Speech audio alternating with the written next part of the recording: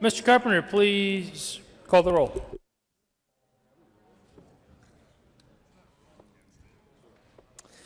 Senators Bridges, Cook, Coram, Court, Crowder, Danielson, Donovan, Bimberg, Fields, Foote, Gardner, Janal, Gonzalez, Hill, Heisey, Holbert, Lee, Lundeen, Marble, Moreno, Pedersen, Priola, Rankin, Rodriguez, Scott, Smallwood, Sonnenberg, Story, Tate, Todd, Williams, Winter, Woodward, Zenzinger, Marble,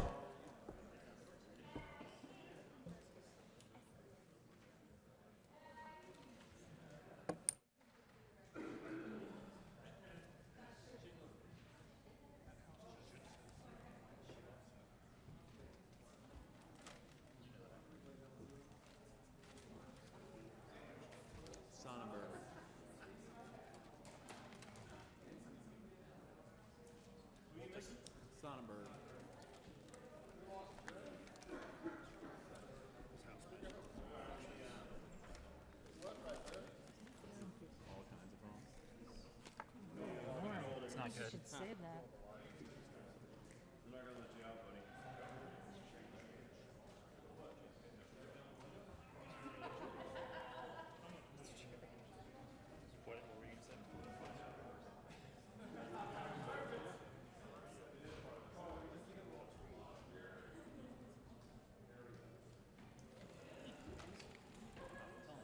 You guys ready to go home?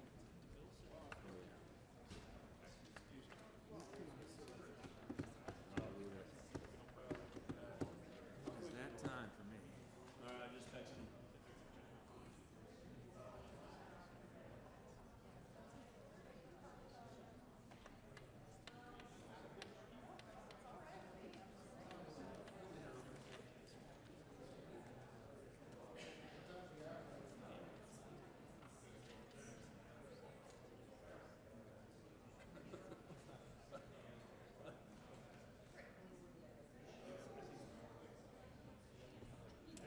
What do we need?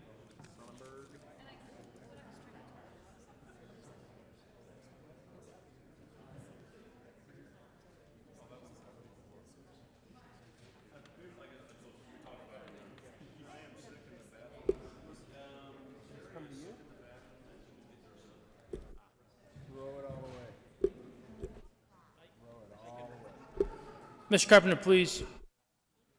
Mr. Carpenter, please mark Senator Sonnenberg excused.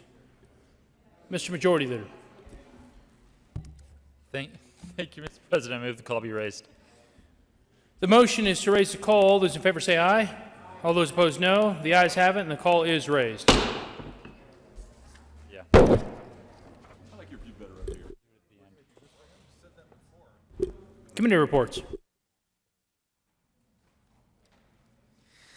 May 2nd, 2019, Committee on Appropriations. After consideration of the Mayor's Committee recommends the following. House Bill 1162 be referred to Committee to hold a favorable recommendation be placed on the consent calendar May 2nd, 2019. Committee on State, Veterans, and Military Affairs. After consideration of the Mayor's Committee recommends the following. House Bill 1334 be referred to Committee to hold a favorable recommendation be placed on the consent calendar.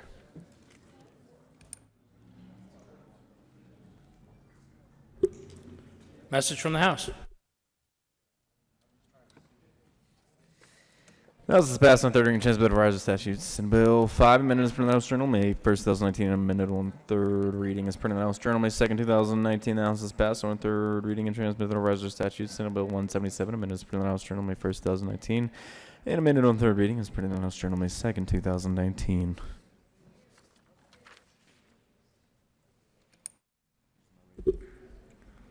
Message from the Reviser. We herewith transmit without comment as amended Senate Bill 5 and 177.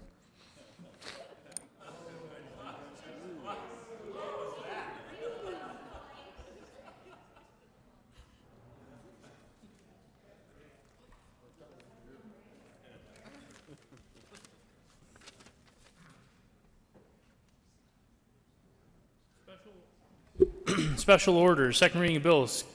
Consent. Senator Bridges. Thank you, Mr. President. I move the Senate resolve itself in the Committee of the Whole for the consideration of special...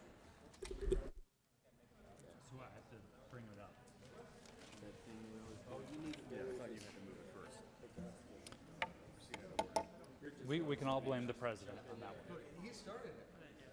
I was just following my president. Mr. Majority Leader. Thank you, Mr. President.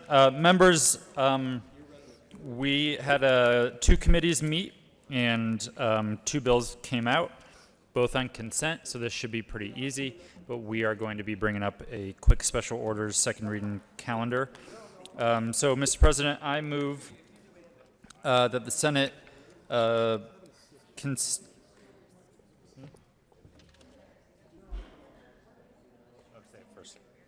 move the Senate take up House Bill 1162, or sorry, House Bill 1334 and House Bill 1162 on a special order second reading of bills consent calendar at the hour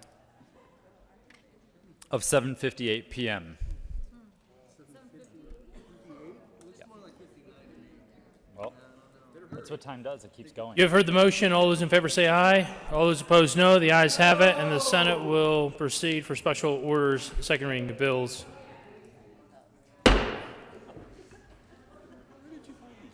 Special orders, second reading of bills. Senator Bridges. Thank you, Mr. President. I now again move the Senate resolve itself into the Committee of the Whole for consideration of special order second reading of bills consent calendar. You have heard the motion. All those in favor say aye. All those opposed, no. The ayes have it, and the motion is adopted, and the Senate will resolve itself in the Committee of the Whole for considerations of special orders, second reading bills, consent calendar, and Senator Bridges will take the chair.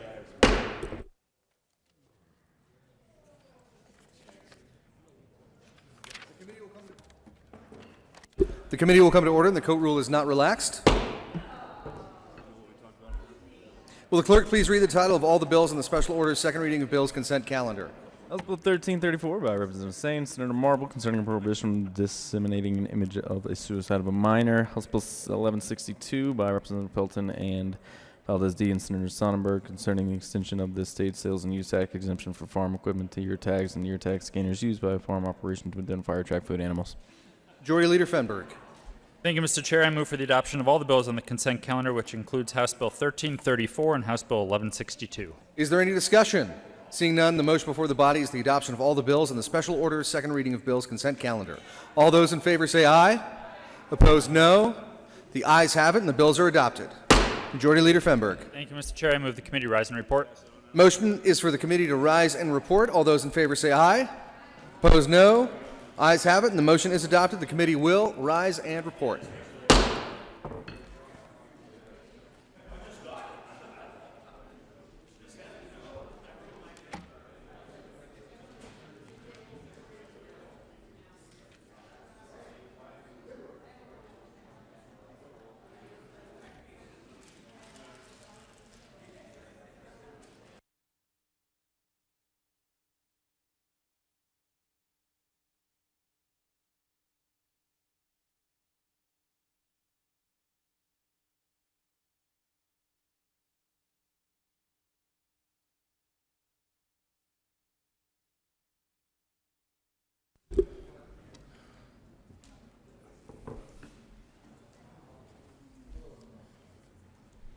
Senate will come back to order.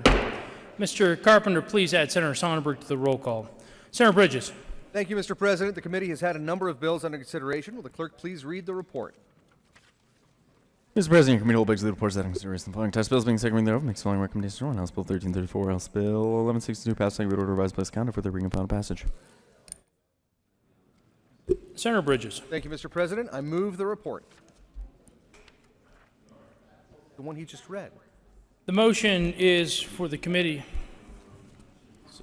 The motion is the adoption of the committee of whole report. Are there any no votes?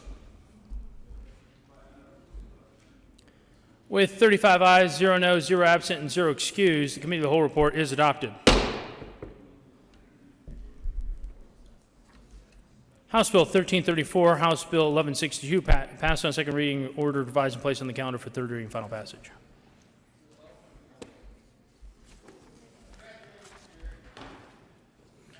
Mr. Majority Leader.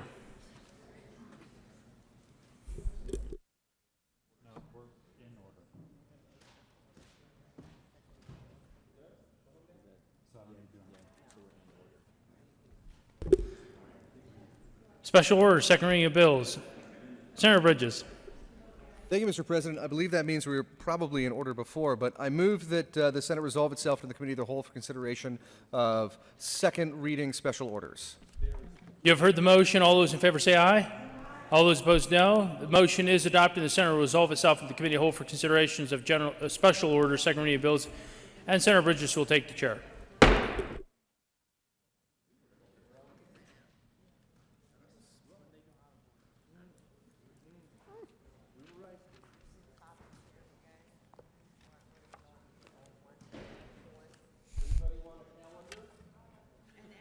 It's not very interesting. Printed out painstakingly by Morgan. Nope, I want them all. She's selling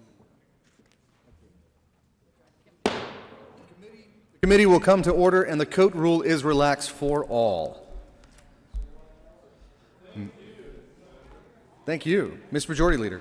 Thank you, Mr. Chair. I move we proceed out of order to take up House Bill 1333. The motion before the committee is to proceed out of order and take up House Bill 1333. All those in favor say aye. Opposed, no. Ayes have it, and we shall proceed to House Bill 1333. Will the clerk please read the title of House Bill 1333? House Bill 1333 by Representative Carbone and Senator Fields, concerning the taxation of products that contain nicotine in connection therewith, increasing the cigarette tax by 8.75 1/100 per cigarette and the tobacco product tax by 22% of the manufacturer's list price, creating a tax on nicotine products that is equal to 62% of the manufacturer's list price, referring a ballot issue for prior voter approval for the new and increased taxes, dedicating the new tax revenue for behavioral health services for children and youth, health care, affordability, and accessibility, Colorado preschool program expansion enhancements, and the newly created Colorado Expanded Learning Opportunities Program, and making an appropriation. Senator Fields. Thank you, Mr. Chair. Many of you all know that Colorado prides itself on being a healthy state. But we are falling behind when it comes to nicotine addiction, especially for our kids. Tobacco is still the #1 cause of a preventable death in Colorado and nationwide. Our youth in Colorado has the highest national average for vaping. 27% of our high school students say that they are vaping. Members, House Bill 1333 is a ballot measure. We are asking voters to decide if we should increase the taxes on cigarette and tobacco products, and also nicotine products. Right now, we already tax these products at 40%, and we're just asking to increase it to another 22% on top of the manufacturer listed price. This is just one way for us to address the epidemic that we're seeing right now in the state of Colorado, where 1 in 4 people are dying of cancer in our state. What will happen with the revenues that are generated from these increased taxes will be for us to give some funds to education and some programs for pre-K and out-of-school programming, as well as another percentage going to health care as it relates to prevention, so that we can lower also the cost of health care. As you know, we have Tabor. We have a Bill of Rights in the state of Colorado. So it's up to them to decide if this tax is warranted. So members, I'm asking for an aye vote to send House Bill 1333 as a ballot issue in November of 2019. I urge and I vote. Senator Fields, would you please move House Bill 1333? Members, did you know that Colorado prides itself? Anyway, members, I move House Bill 1333 And the ask for an Finance aye and vote. Appropriations Committee reports. And the appropriation report and the finance report. Thank you, Senator Fields. To the Finance Committee report, is there any further discussion? Seeing none, the question before us is the adoption of the Finance Committee report. All those in favor say aye. Opposed, no. Finance Committee report is adopted. To the Appropriations Committee report, is there any further discussion? Seeing none, the question before us is the adoption of the Appropriations Committee report. All those in favor say aye. Opposed, no. Ayes have it. The Appropriations Committee report is adopted. To the bill, Senator Fields, any concluding remarks? Members, just think about what we can do with this increased revenue that we would get from taxes. We'll be really helping our kids, and we'll be helping reduce the cost of health care. Once again, I urge an aye vote for House Bill 1333. Let's let the voters decide on this issue. Thank you. Is there any further discussion on House Bill 1333?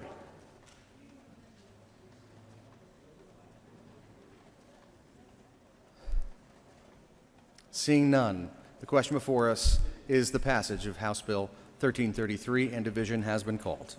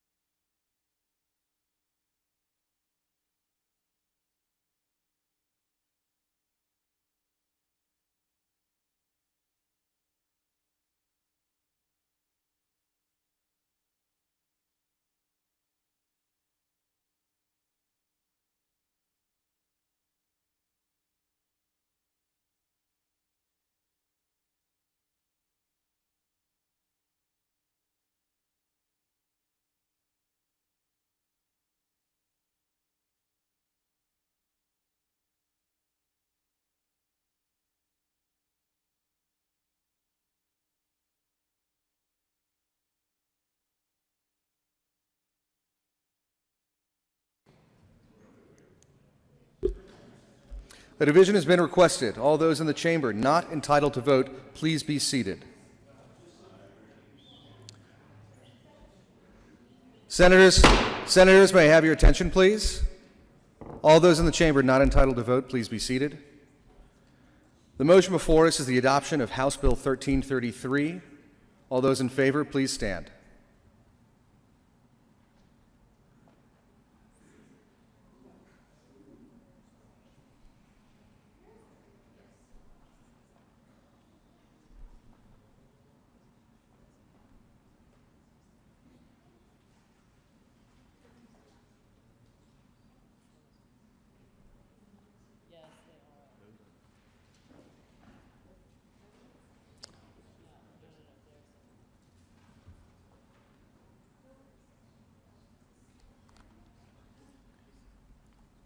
All those opposed, please stand. The chair is not in doubt that bill is lost.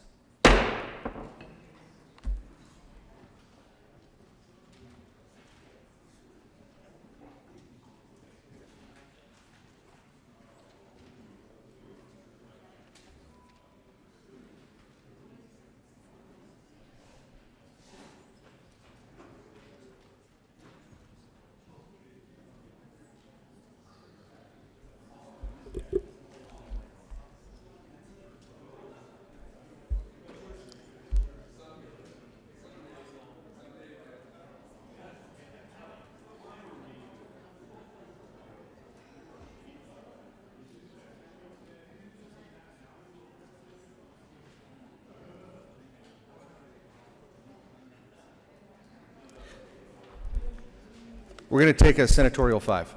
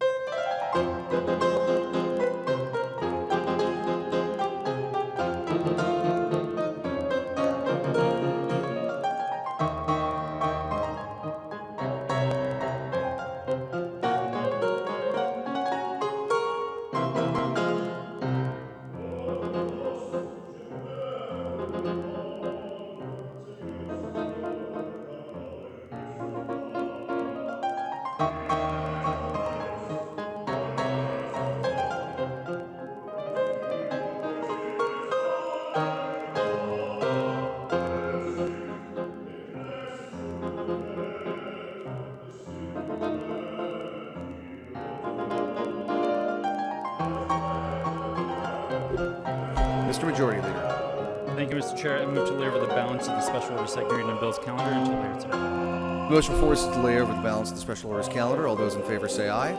Opposed, no. Ayes have it. The calendar will be laid over.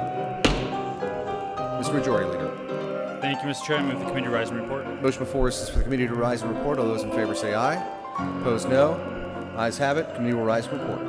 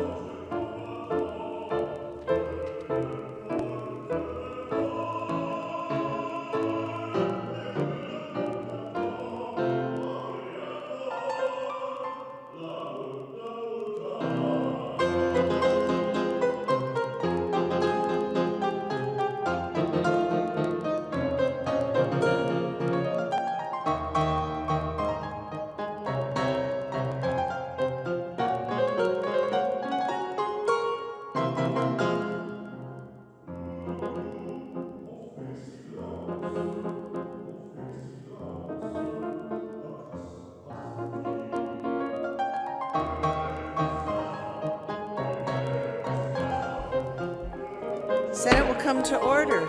Senator Bridges. Thank you, Madam President. The committee has met and had a bill under consideration. Will the clerk please read the report? Madam President, your committee will hold business reports that are serious following test bills in the second reading. Makes following recommendations are on House Bill 1276, House Bill 161, House Bill 1313, House Bill 1226, later until 5219, returning to bills in the calendar. House Bill 1333 is amended, lost in second reading. Senator Bridges. Thank you, Madam President. I move for the adoption of the report. The motion is the adoption of the committee of the whole report. Are there any no votes? With a vote of 35 ayes, 0 noes, 0 absent, 0 excused, the committee of the whole report is adopted. House Bill 1276, House Bill 1161, House Bill 1313, House Bill 1226, laid over until May 2nd, and retaining their place on the calendar. House Bill 1333 as amended, lost on second reading.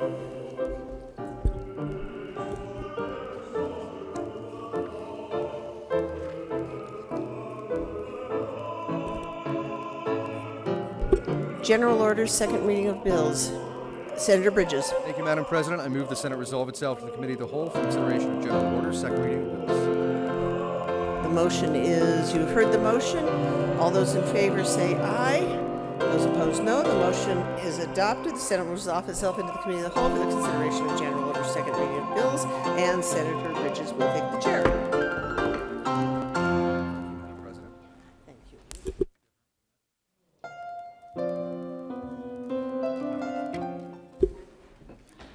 The committee will come to order and the coat rule is relaxed. Majority Leader. Thank you, Mr. Chair. I move that we proceed out of order to take up House Bill 1330. The question before us is to proceed out of order and take up House Bill 1330. All those in favor say aye. Opposed, no. Ayes have it. We shall proceed out of order and take up House Bill 1330. Will the clerk please read the title of House Bill 1330? House Bill 1330 by Representative Arndt and Senators Pruitt and Bridges concerning exemption from regulation by the Division of Professions and Occupations in the Department of Regulatory Agencies for persons who provide hair drying services only. Senator Fenberg. Thank you, Mr. Chair.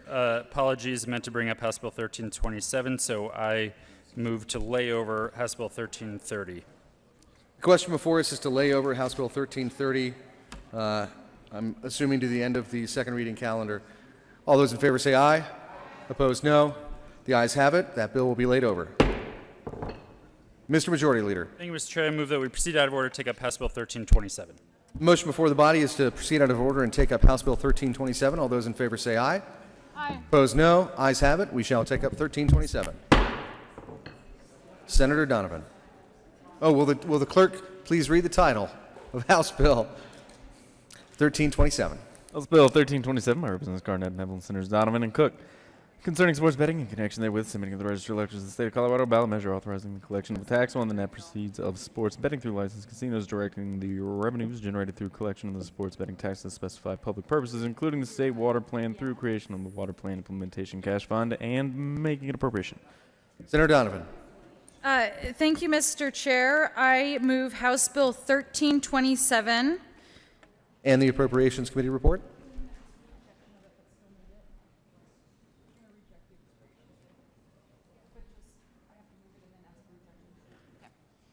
Senator Donovan. Thank you, Mr. Chair. Sorry, I need to get clarification on process. I'm going to move the Appropriations Committee report, but ask to reject it.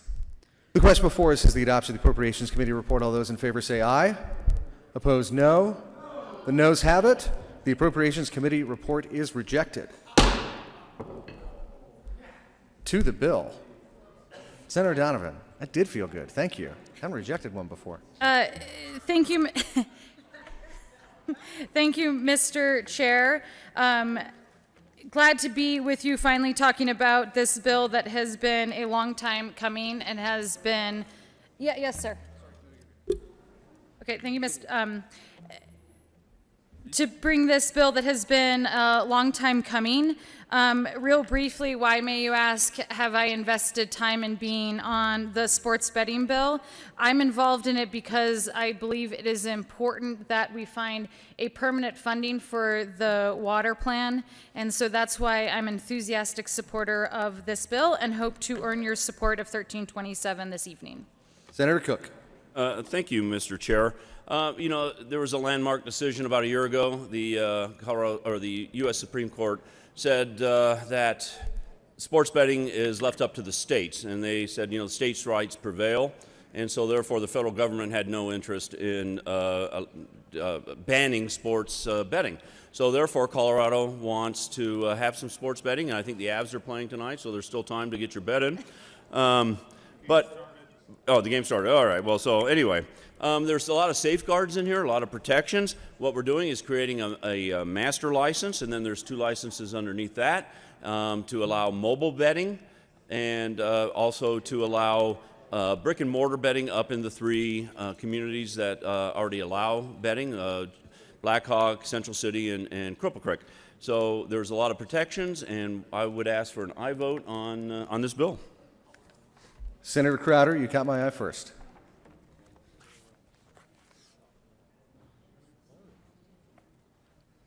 Thank you, Mr. Chair. I cannot support this bill. And, you know, the thing about it, what we have right now, you know, we got marijuana, we got legalization, we got drugs galore everywhere. The reality is, do we want to bring something like this? We have gambling in Black Hawk and in the mountains, and, you know, I just felt that, you know, people get into gambling in the business to gain money, to make a profit. Why would we want to make people that much poorer? You know, I know everybody wants to win, but, you know, we have the Powerball right now, but people have to go to that place of business to purchase that ticket. And they basically have to go to Black Hawk and whatnot. But to make this so convenient that it's on a telephone right there in your possession at all times, I'm just not sure that's a good idea for people in the state of Colorado. And I think we ought to look at the direction we're going as a state. What's next? We got marijuana and drugs, and now gambling, and I mean, where do we want to go? But with that said, ladies and gentlemen, I think I will oppose it. Senator Cook. Thank you, Mr. Chair. I'd like to address some of that. Right now, let me tell you a story. I mean, right now there's already gambling on people's phones and their computers. It's called the black market. I want to tell you a story about my concierge I have a place down here, and a couple of weeks ago, I was talking with him as I left, and he asked about the sports betting bill. And I said, yes, it's moving through the process. And he goes, great. I want this bill to pass because right now I have an offshore account. And I want to be able to bet here in Colorado as opposed to the black market on the offshore account. And so it's here. It's going to raise about $7 to $10 million. It's not a huge windfall. It's going to raise $7 to $10 million in tax revenue. And it's going to go to the water plan, which I think is a good idea. But anyway, it's already here. Let's capitalize on it and protect our interests versus, like I said, the black market and offshore accounts. Senator Smallwood.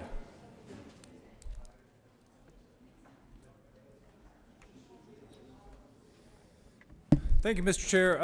I rise in opposition to House Bill 1327. I want to briefly read information that I've received from a constituent, and I understand not all of it is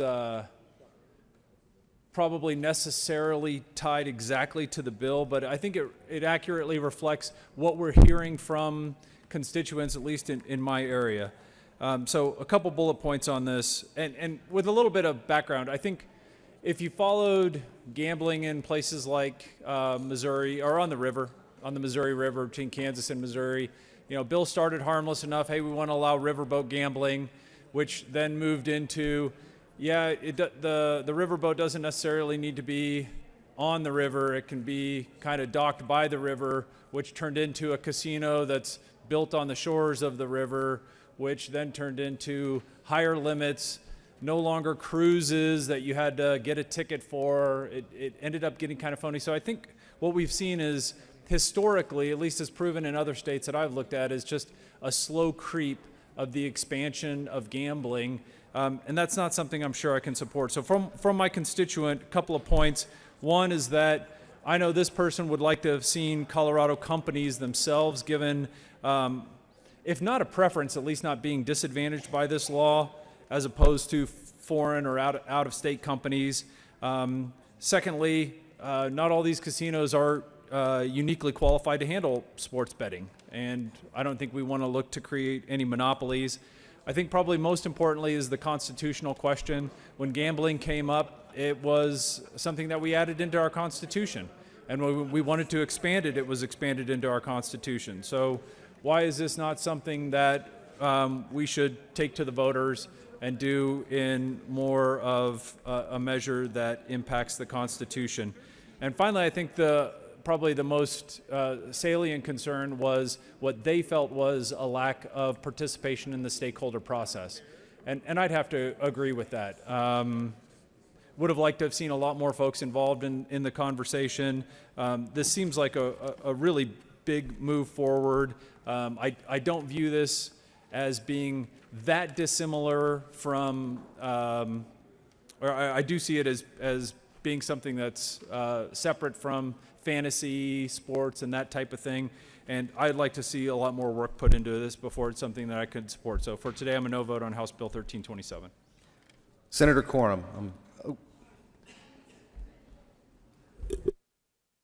Thank you, Mr. Chairman, and I'm glad to see this bill come forward. I do believe that there is gambling in all 64 counties at this time. Fact is, I'm positive there's gambling in all 64 counties. And I have actually checked, and I believe the odds are 3 to 1 that this will pass. I hope no one takes you up on that because the bill has not yet passed. Senator Fields. Thank you, Mr. Chair. And members, I just have a question on this House Bill 1327 because we do have Arapahoe Park in Arapahoe County, and it's one of the few racing tracks that we have in the state and probably around the nation. I just want to make sure that this sports betting is not going to have an adverse impact on Arapahoe Park in Arapahoe County. Senator Quorum. Thank you, Mr. Chairman. As probably the only licensed thoroughbred racing horse trainer in this chamber, I can answer that question for you. The track and the horsemen are in support of this bill.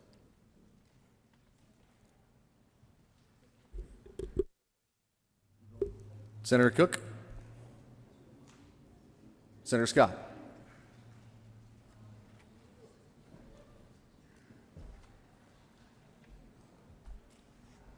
Senator Priola. Whoever wants to actually start speaking is welcome to come and do that. Senator Scott. Thank you, Mr. Chair. You just never leave the podium when Senator Priola's around. It's dangerous. There is an amendment at the desk. Will the clerk please read L040? Amendment L040, House Bill 1327 by Senator Scott. Amendment goes bill page 2994 before. Senator Scott. Thank you, Mr. Chair. I move L040.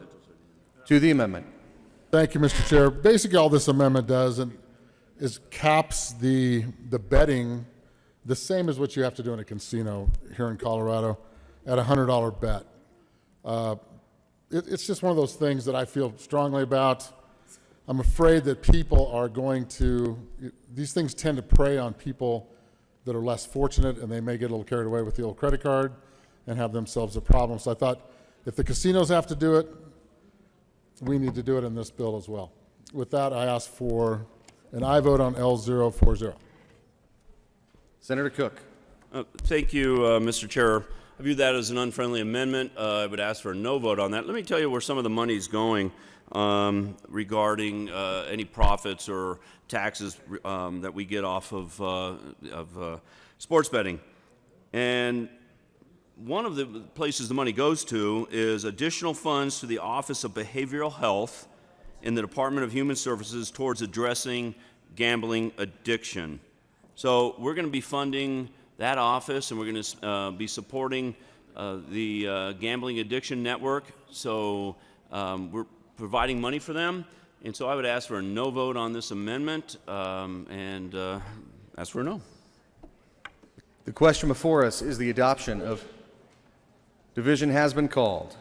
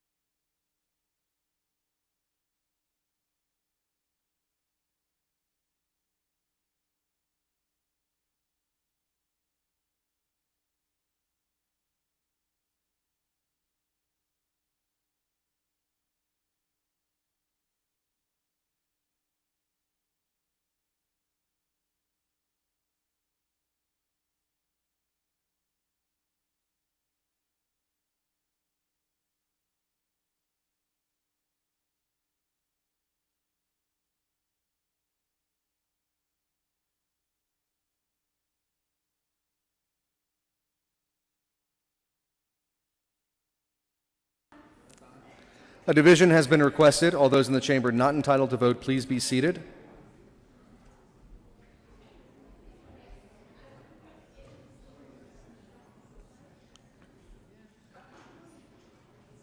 The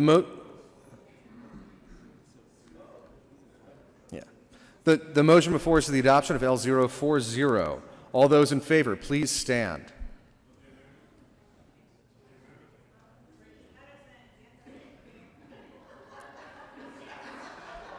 The chair is not in doubt that amendment is lost. To the bill. Is there any further discussion? Seeing none, the question before us is the adoption of House Bill 1327. All those in favor say aye. Aye. Opposed, no. The ayes have it. That bill is adopted.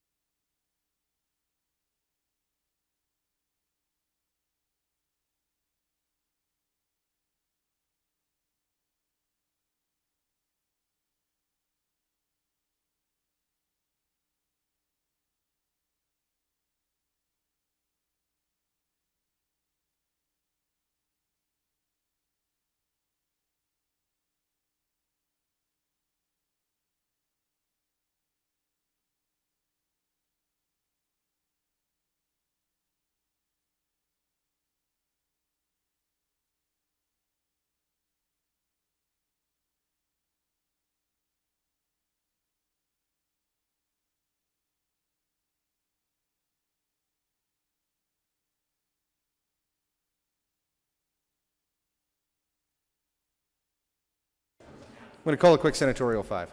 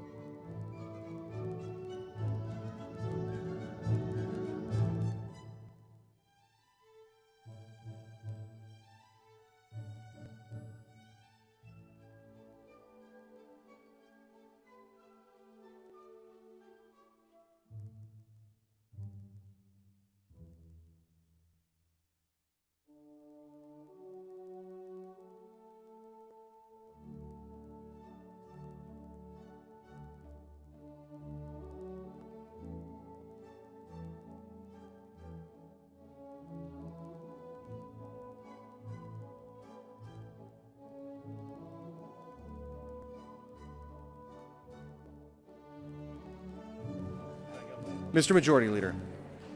Thank you, Mr. Chair. I move to lay over the remainder of the general order second reading of bills calendar until later today.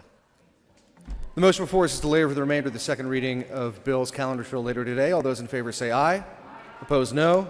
Ayes have it. Those bills will be laid over. Mr. Majority Leader. Thank you, Mr. Chair. I move the committee rise and report. The motion before us is for committee to rise and report. All those in favor say aye. Opposed, no. Ayes have it. The committee will rise and report.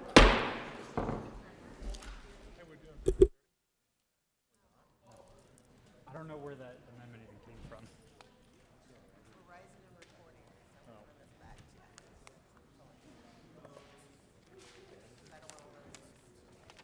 Are we doing it or not? No, we're not. We're not doing it today. I don't know how many. The president didn't even know there was an amendment. Who talked to him about the hottest of Mike? He never knew about it.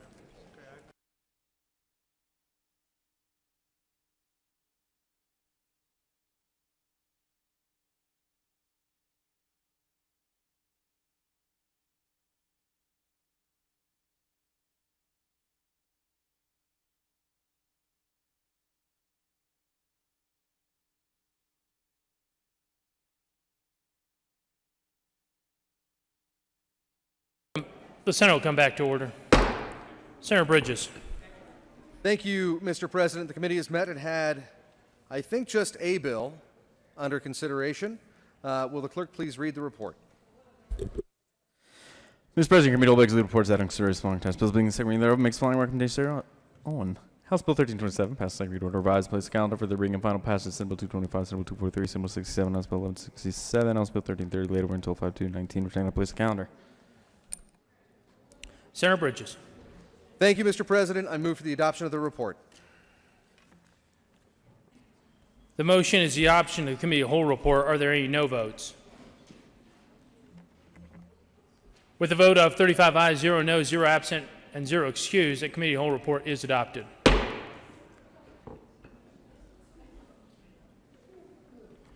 House Bill 1327 passed on second reading in order revised and placed on the calendar for third reading and final passage. Senate Bill 225, Senate Bill 243, Senate Bill 67, House Bill 1167, House Bill 1330 laid over until 5/2/2019, retaining their place on the calendar.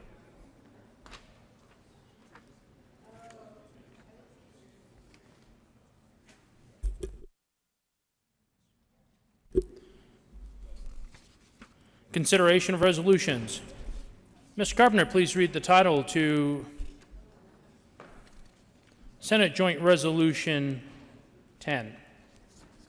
Senate Joint Resolution 10 by Senators Garcia and Holbert and Representatives Becker and Neville concerning changes to the joint rules of the Senate and House of Representatives to implement changes in workplace policies.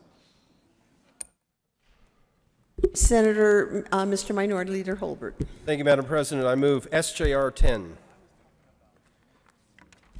Members, this is the next piece of the puzzle.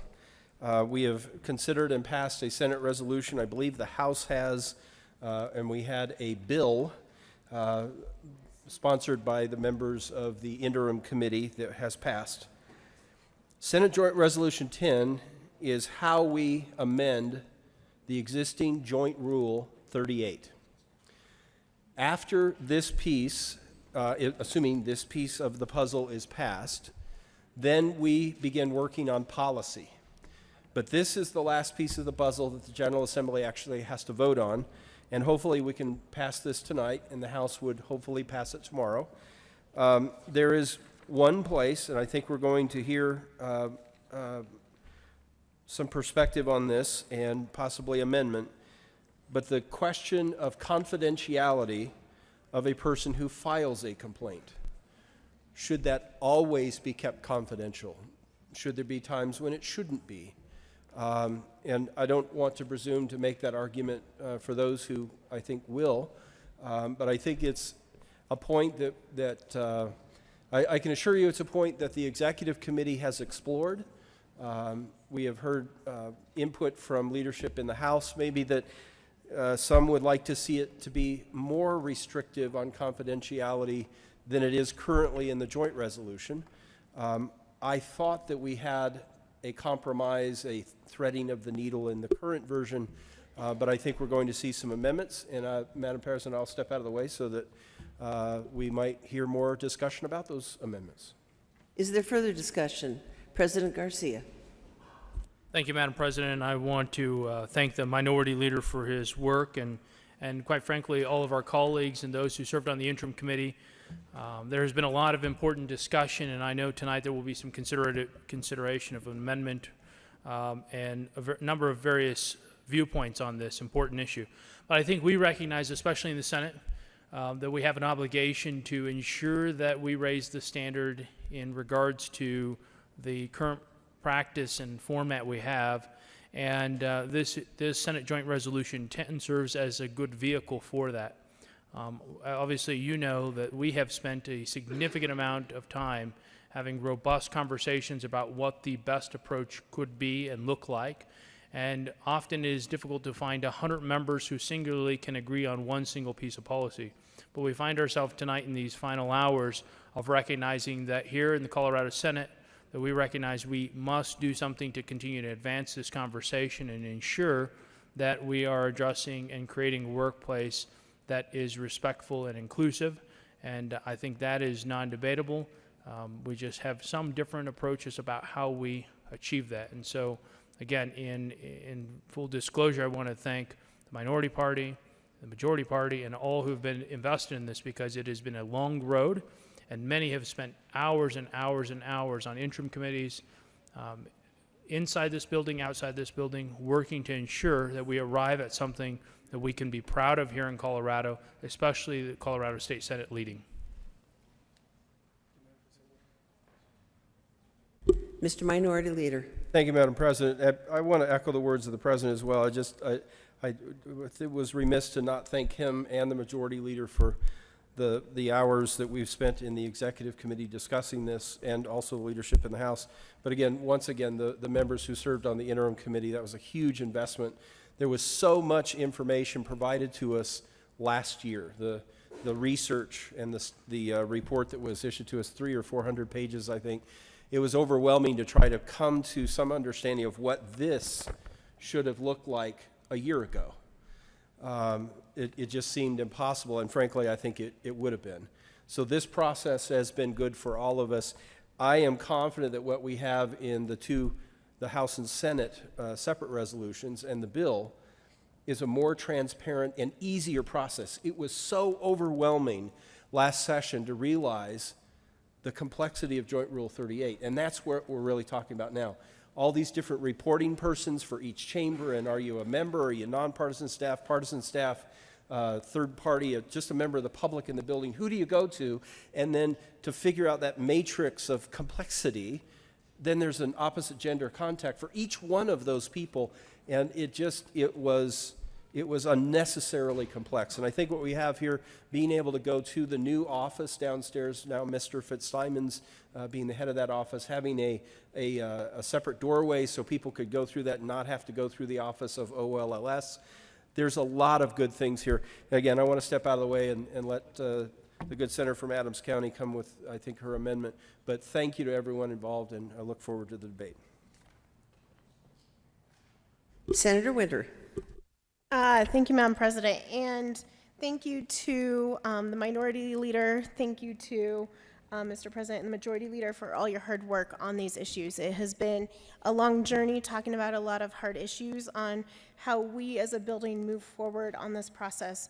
And there is a lot to be celebrated in the joint resolution, including how we're addressing training, offering training to all third-party people in the building, encouraging all of us to attend training, to including lobbyists in the process of how we operate this. But as it's currently written, I am unfortunately unable to vote yes on it. I want to move something forward. I want to make a change. But for me, you know, I started out and I had a different opinion on who should be on the committee, or that there should be a committee for the House and the Senate, or that there should be an anonymous reporting tool. And I listened to my fellow colleagues and agreed that those ideas weren't the best for this building. But the one thing I can't move forward on is the confidentiality of the complainant coming forward. We have agreed that last year what was happening is this process became extremely political because you had to go to leadership to report. And we all agreed we wanted to depoliticize the process. But right now, as it's written, in the Senate, at least 4 senators will know your name if you come forward. And in the House, at least 6 representatives will know your name if you come forward. And in the investigation last year, we knew the #1 reason people did not come forward and report harassment was because of fear of retaliation. And I believe this process has to be as confidential as possible, because ultimately sexual harassment is about power. And when you're asking 4 people with an incredible amount of power or 6 people with an incredible amount of power, that is an incredibly intimidating process for an aide or an intern or a volunteer to decide to go through and say, I'm scared about retaliation, but I'm going to let a whole bunch of elected officials with a lot of power know who I am. And I think that not holding that confidentiality actually sets us backwards. And knowing who the complainant is does not change the facts and findings. We have established in our process we will have an independent investigation. That investigator will know who they are. The witnesses will know who they are. But there is no reason that the committee needs to know. It does not change the facts and findings. Confidentiality increases reporting and trust in the process. It increases the willingness to participate in the process. And by not maintaining confidentiality of those coming forward, there's a chilling effect on reporting. Also increases a bias in decision-making. And the fear of retaliation is the #1 reason people don't come forward. Having committees of powerful lawmakers know who you are is a step backward, and that's why I'm offering Amendment L001 to the Senate Joint Resolution. I move L001. There is an amendment on the desk. Is there further discussion? Senator Gardner? Oh, sorry. Mr. Carpenter, you need. Amendment L001 You need to read is a it. joint Thank you. resolution 10 by Senator Winter, amendment of resolution page 3 after line 25 and be that accepted as necessary to complete investigation, providing any accommodation that identity of a complaint must not be disclosed to anyone, including members of the Workplace Harassment Committee and leadership. Read letter succeeding paragraphs accordingly. Page 5 after line 11 and be that accepted as necessary to complete the informal complaint resolution process, providing accommodations that identity of a complaint must not be disclosed to anyone, including members of the Workplace Harassment Committee and leadership. Read letter succeeding paragraphs accordingly. Senator Winter. Thank you, Madam President. I move L001. Thank you. Now further discussions. Senator Gardner. Thank you, Madam President. I want to address the amendment, but before I do, I do want to, if you will indulge me, Madam President, I want to thank the President and Minority Leader, the Executive Committee, and my colleagues who served on the interim committee, and especially my colleague from Westminster. These are not easy issues. The one that this amendment addresses is the question of confidentiality at the formal complaint stage with respect to the complainant.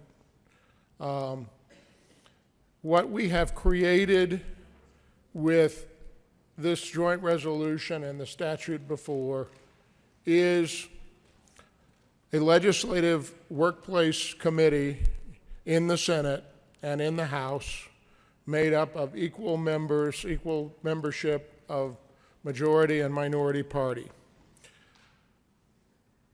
That committee becomes, in the first instance, the fact finders. Now, that's not to say that there will not be an independent investigator doing all of the work and making recommendations to the legislative workplace committee.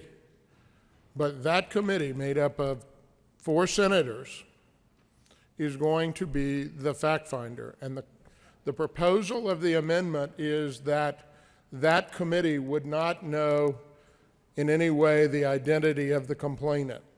They would know the identity of the respondent, that is, the member or the partisan staff person, but would not know the identity of the complainant.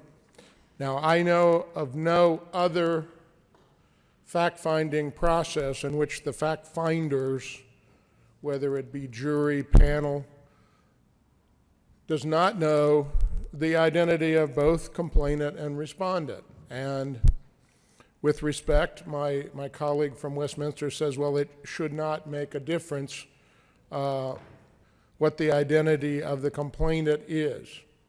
I understand, I recognize that, but I contemplate this process perhaps requiring or needing from time to time that the committee itself ask the complainant and the respondent in the most sensitive way possible and separate from each other to appear before the committee.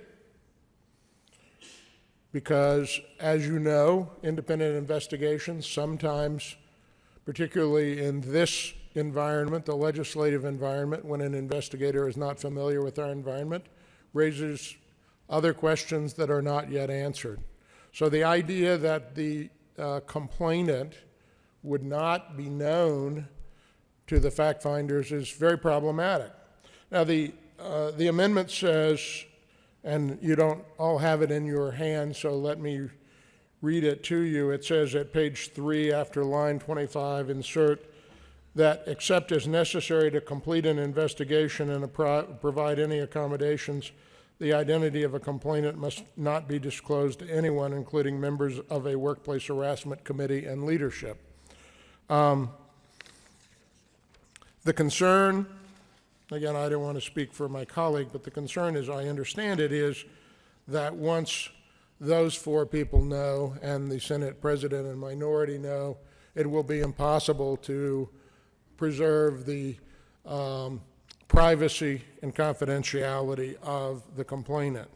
And yet, this joint resolution itself says, legislators and legislative employees shall keep all matters relating to an alleged violation of the policy confidential, and third parties shall keep such matters confidential to the extent permitted by law. So the amendment presumes that people will not follow and observe their obligations under this joint resolution, that the members of the committee will not do that, that the president and minority leader will not do that.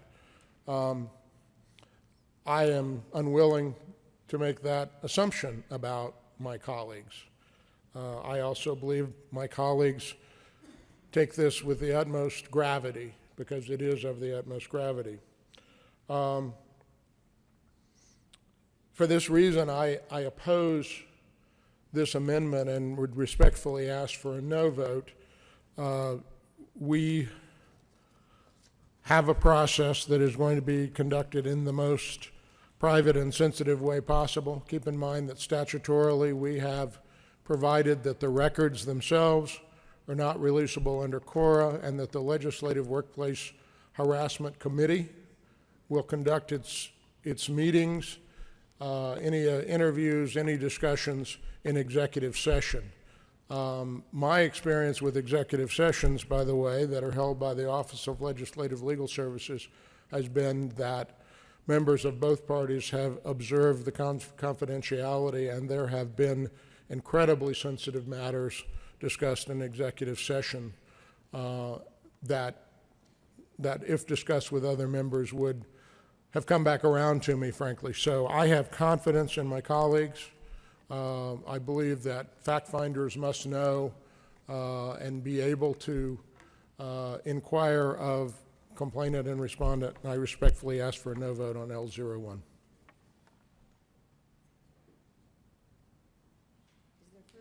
Is there further discussion? Senator Fields. Thank you, Madam President. And I stand in strong support of this amendment, L001.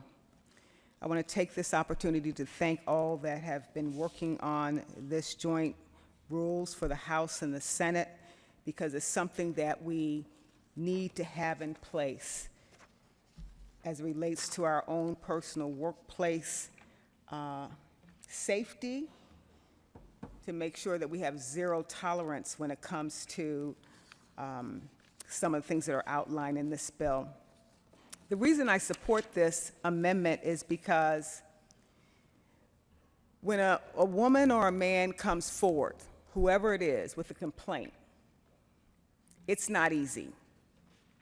It takes a lot of courage, because oftentimes when someone comes forward to make a claim or a complaint, oftentimes, and research would suggest that that woman is not believed. We need to make sure that we're creating a space where people can come forward without being shamed or not being harassed or to prevent any retaliation. Because we have seen that when someone comes forward, there's a backlash that's associated with that. So let's keep the person's identity anonymous so we can get to the truth. Because sometimes if that person is out there, they're intimidated. And we can't get the truth to come forward because there's other people who either won't believe, which interferes with a full, complete, thorough investigation. This is the right approach to set a tone that we're going to do this the right way, to give you the opportunity to get some confidence, to get some understanding about how the process is going to be, and so that we're setting a tone and a stage where people feel safe. And if you're already exposed right up front, it's hard to feel safe. It might be hard to walk into the Capitol, maybe to participate in the hearing or whatever it is. Let's keep that person's identity safe and secure until we can conduct a complete and thorough investigation. That's the right thing to do. That's what's done in many of our court proceedings when it comes to sexual assault. They retract the name because there is backlash that's associated with it. It's very private, it's very sensitive. It's an issue it's hard to deal with when you have to expose what just happened to you. And then when everyone else knows, it shifts the environment. Well, people then start looking at you. Let's keep the identity private so that we can conduct a thorough investigation, one that's based on integrity and facts, so we can get to the truth of the matter. So members, please vote yes on this amendment L001.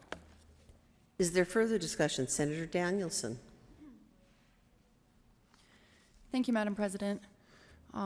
Thank you, Mr. Minority Leader and Mr. President, for bringing forward this important resolution. There's a lot of really good things here, but I want to speak to why we need Amendment L001. One thing that was added, there's many things that were added to the current policy. So now third parties can be held accountable for their bad behavior and their harassing behavior, which was not, as you all know, currently observed. So the lobbying practices in the first part of the bill, establishing an informal complaint process, that's huge. Establishing the committees on their own. Accommodations like office moves or whatever would now be guaranteed to everybody. If say a lobbyist violates the policy, they're automatically referred to the ethics committee. There's a lot of really, really good work here. But I also have to be a no vote unless the confidentiality piece is addressed. And from my perspective, what we would be doing with adopting a pretty good measure without this piece is taking a giant step backward. So while I recognize the really good pieces here that should move forward, if you are intentionally leaving out the protections of confidentiality on the front end of a complaint, the impact it will have on everyone who works in this building is an increased fear of coming forward. And it is It is toxic and it is debilitating. I think most of you know that I just went through this because it's been made public, because I came forward in a public way in an effort to draw attention to an existing problem with some solutions down the line. Also, to show other women and men who are victims of harassment in the building that when they come forward, there's some action that could be taken. Part of the problem with not only my complaint, but with countless other complaints that have been made and with women who cannot come forward is this piece that we're talking about right now. If I had to go to 4 members of my legislative body with my initial complaint, I probably wouldn't have done it. Let alone the aide, the intern, the nonpartisan staff, the other lobbyists, one of my colleagues who's maybe junior, I don't know. It's the intimidation that one faces with the prospect of coming forward, even if they know they're credible and has happened, so on and so forth. It is that intimidation that can prevent so many people from coming forward with the initial complaint. If we pass this bill without this amendment, we will be taking a huge step backwards, and I believe that's very dangerous for the people who operate in this building. They have to come to work here. We have an opportunity to fix it. We have an opportunity to address the issue.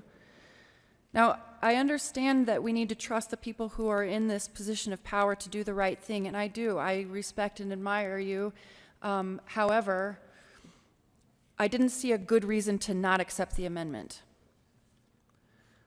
The reason the amendment is necessary is because that intimidation will prevent so many people from coming forward, which is actually how we stop this kind of bad behavior from happening in the first place. Even in my most recent case, where the harassment was found credible, it was made widely known what happened, there were still women who could not participate in the investigation because they feared retaliation.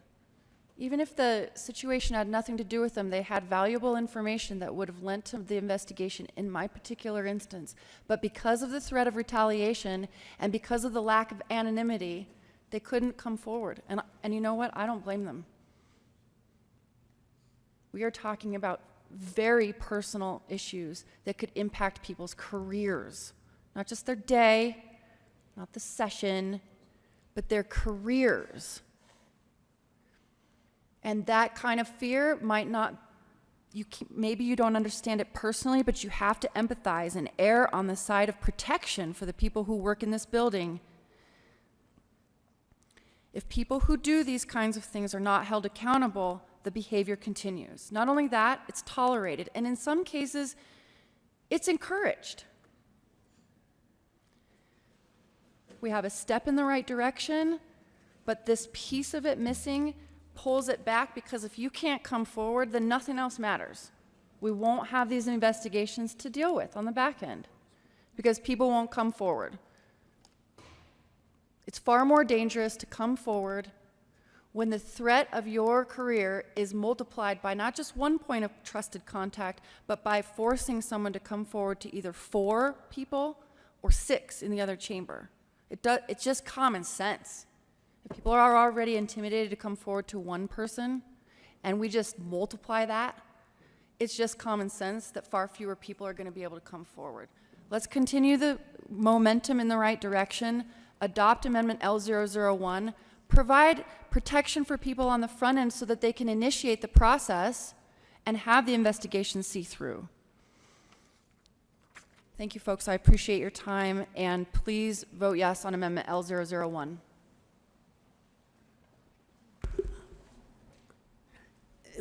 Minority Leader Holbert.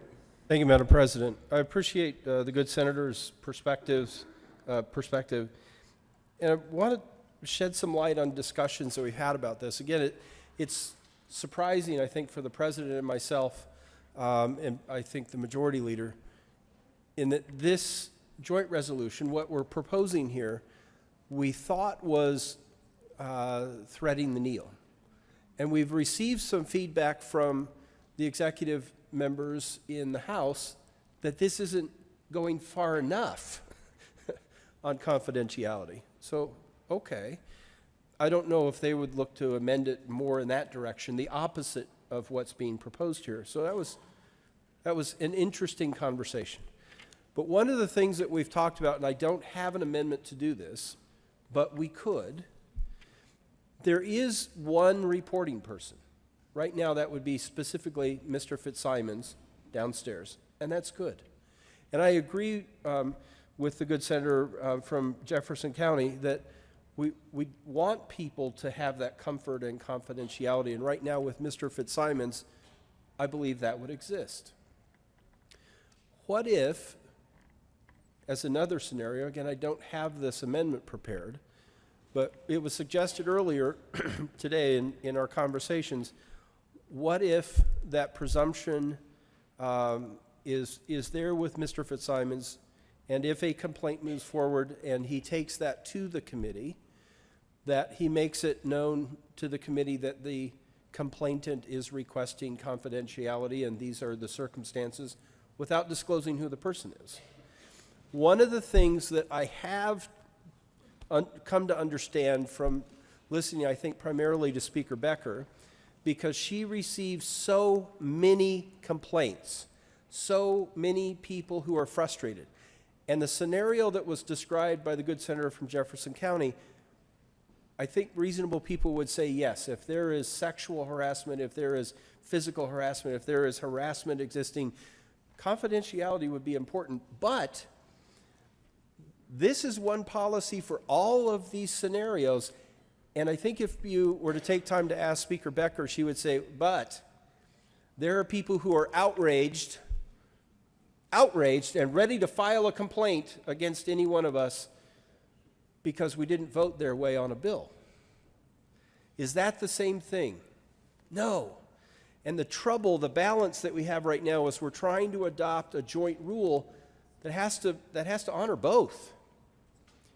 So should a person be able to come and file, I don't want to use the word frivolous. I'm not an attorney and I haven't spent time in a court, so I'm not really sure what connotations that has.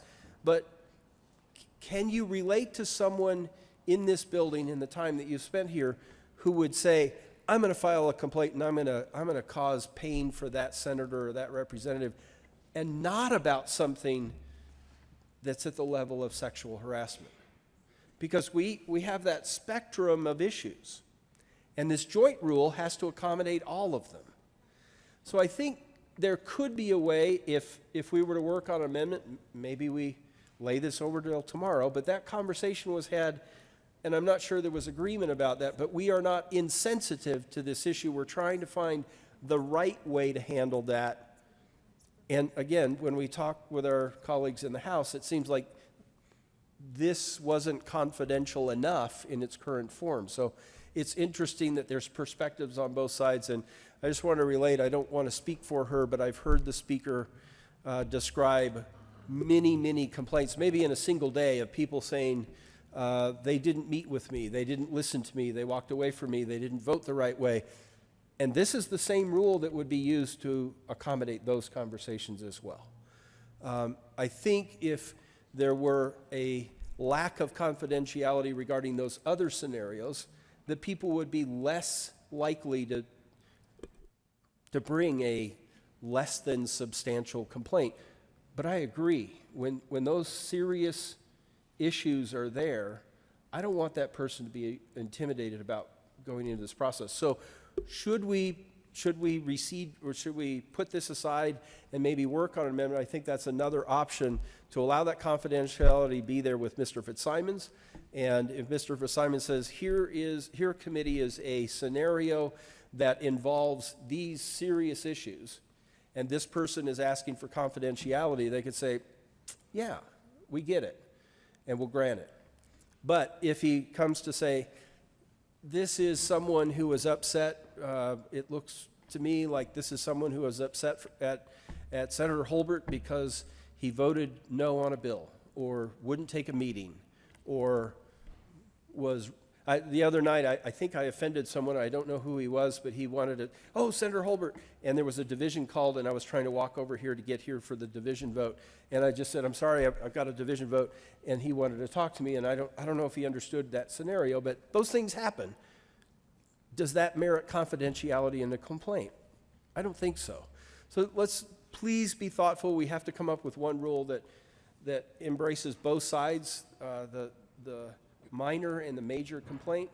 And maybe the way to solve this is to allow Mr. Fitzsimons to gather that information, report to the committee, to say in this example, this is a severe issue and this person is asking for confidentiality. And if the committee says, yes, this is a severe issue, they grant it. I'm sorry I don't have that amendment for you right now. Senator Winter. Thank you, Mr. President. No one wants frivolous complaints. And we work in a building where, because of the votes we take, of what we say, of where we interact, we can often make people angry on a daily basis. However, this is about the formal complaint process. Most of the, what the minority leader was describing happens in the informal complaint process, where we already said that's confidential, and if it's going through an informal complaint, this is about the formal complaint process, which has a formal investigation. And when there's a formal investigation, there's going to be an investigator that is going to say, did this happen? Did this not happen? And so those frivolous complaints about an angry vote or something said in the lobby, or that you did something off the cuff, that would come out in the formal investigation. So we're talking about fact finders. The committee is working with the investigator. The committee is giving the investigator direction. That investigator is the fact finder. The fact finder is going to know who the complainant is. The committee is going to take those facts and make the decision. So this isn't about frivolous complaints and letting those go forward, because I actually think we have a process within these rules to have a formal investigation that is going to say a frivolous complaint is not true. It's not factual. It didn't happen that way. If it's a bunch of people are angry about a vote, that's going to come out in the investigation. And so that's why confidentiality through a formal investigation process that then gets reported to the committee is important. Senator Donovan. Thank you, Madam President. I too rise in support of this amendment and want to echo thanks and gratitude for the work that's put in thus far on this resolution, but certainly hope that this body can support the amendment to this resolution, because I too cannot support this resolution moving forward without stricter protections and confidentiality for the very people that we are trying to serve with this work, and that's the people that find themselves in a position of having to make accusations against some of the most powerful people in the state. And I have news for you, that's us. And so I think that that's what makes the discussion about this different. And when we try to draw analogies to other experiences or court cases, or when we throw out legalese around this, what we do is disguising the fact that this is an incredibly different workplace, because we have a very different power dynamic. Not only do we often play the role of boss or perhaps mentor, we also have a title in front of our names that is senator. And we pass laws, and we were elected, and we're on TV and on the cover of the Denver Post. And so when you are faced with that type of person that you may want to bring up an issue you had with them, that is not something that we can expect an intern or an aide or a volunteer or an entry-level staffer or a veteran staffer to do. We are literally some of the most powerful people in the state.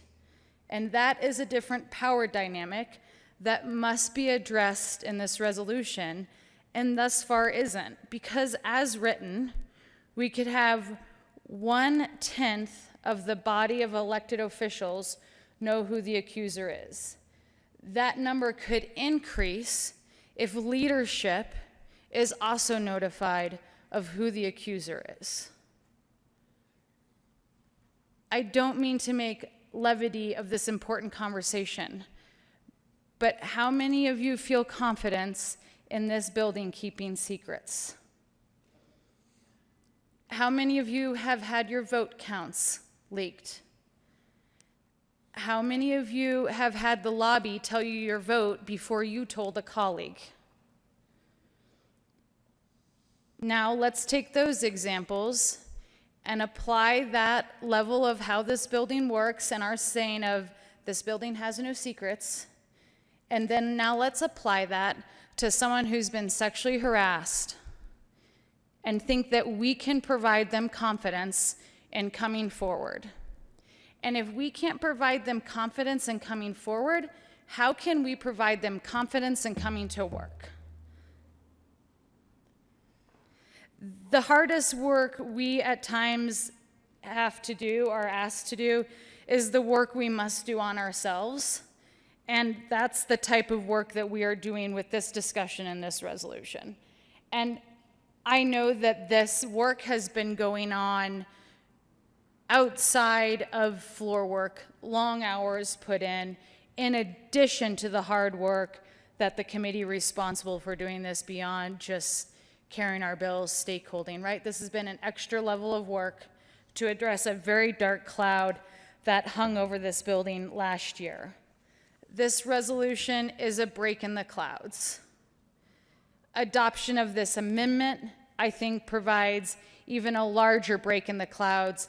And for the accusers that have gone through this, and for the young men and women that want to be part of this political body, it gives them confidence that that cloud break will continue to part. I'm grateful for the resolution. We have more work to do, and I ask for support on this amendment so we can continue to make this Capitol a great place to be, no matter what title you enter the doors with. Senator Gardner. Thank you, Madam President. Well, I spent my summer, along with my colleagues on the Interim Workplace Relations Committee, because I want and need the Capitol to be a great workplace. And this issue of confidentiality and the process surrounding complaints is critical. The minority leader pointed out what is incredibly important about this process. It will apply to the most mundane of complaints all the way up to the most serious complaints. It has to apply across the board. Now, the minority leader suggested some variations of that. I have to tell you, my discussions have indicated that that would not be acceptable. But the reality is this, that the complainant is him or herself in charge of whether or not a complaint becomes a formal complaint. It's not as if our legislative workplace relations, Office of Legislative Workplace Relations will be able to say, no, you can't proceed with that as a formal complaint if the complainant, and should not, by the way, should not be able to make that decision. That is the complainant.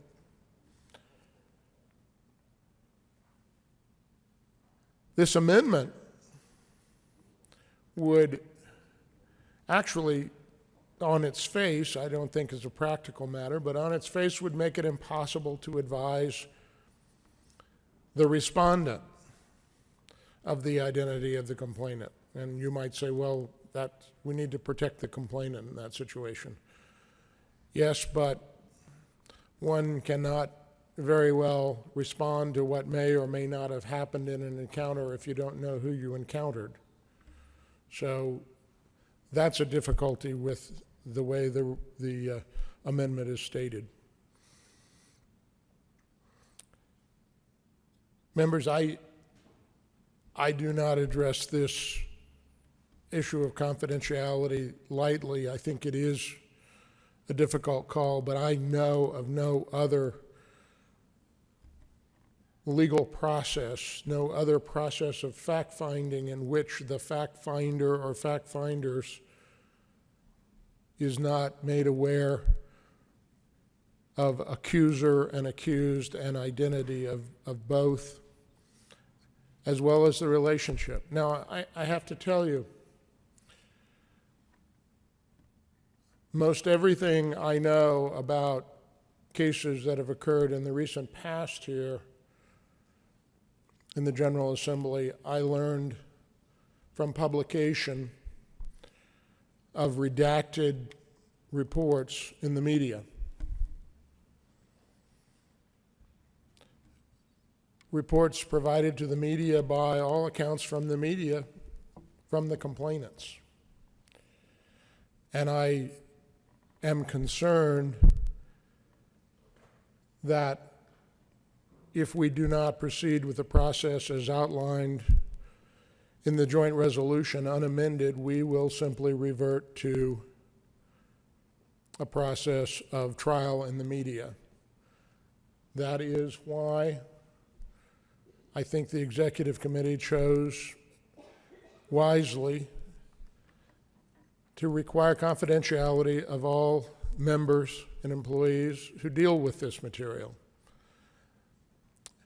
And I would say to the senator from Vail, I don't know about everyone else. I live in a world of attorney-client confidences. I came from a world of security clearances. I came from a world where a charge of confidentiality based upon my oath was a serious thing. And I think a breach of that is a serious thing under our ethics policy and our ethics committee. And I think that's very clear. We have to draw a balance here.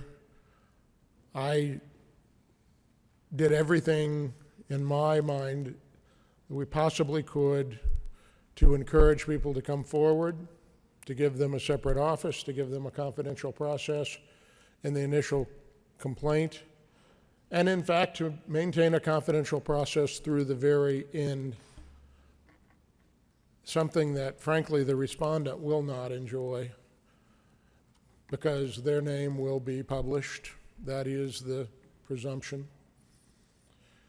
I ask for no vote on L001 in the interest of a proper process, for a process in which the fact finders have full and complete information and understanding of the facts and circumstances before they make the most serious of recommendations to this body. Thank you. Senator Danielson. Thank you, Madam President. I think we need to take things back to the basics of this amendment, which provides a level of confidentiality that does not currently exist, that would actually be worse than it is now. So you are increasing the level of exposure to potential complainants. Okay, so we're making it worse for people to come forward. And as far as the argument that this would be how any complaint is treated, whether it's mundane or serious, so what? So what? What's happening now, the problem persists. Okay. Maybe, again, you're very lucky and you've never actually been a victim of this kind of behavior in any workplace, here or your career prior, but most people that I talk to, most women that I know, have. And that we are allowing it to happen in this building it's a symbol of what we think a workplace should be across the state. The biggest hurdle of solving the problem of this kind of harassment in a workplace is that people who come forward are so frequently penalized, retaliated against in significant ways that it prevents most people from even considering coming forward. That is the reality. Ask any woman that you know. Unfortunately, most of them have already been victim of this kind of behavior in whatever workplace they've been in, the Capitol or before. And again, if that's not been your reality, I'm really glad. But unfortunately, this touches most people's lives. Most women have had to deal with this. I love that we are taking a step forward and addressing the issue. It's well overdue.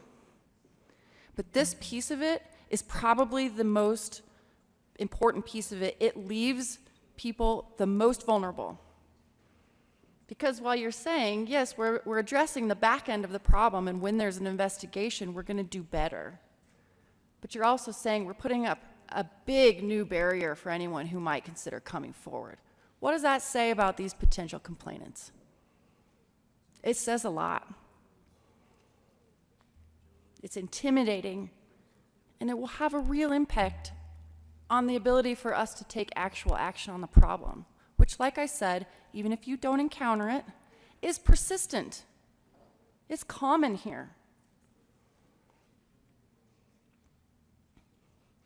It was also said that it's impossible to advise the respondent on how to respond if they don't know the identity of the complainant. That's also inaccurate.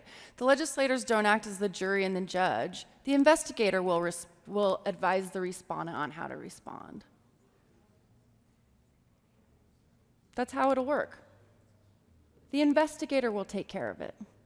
There's no need to alert 4 of you or 6 representatives of the identity of the complainant.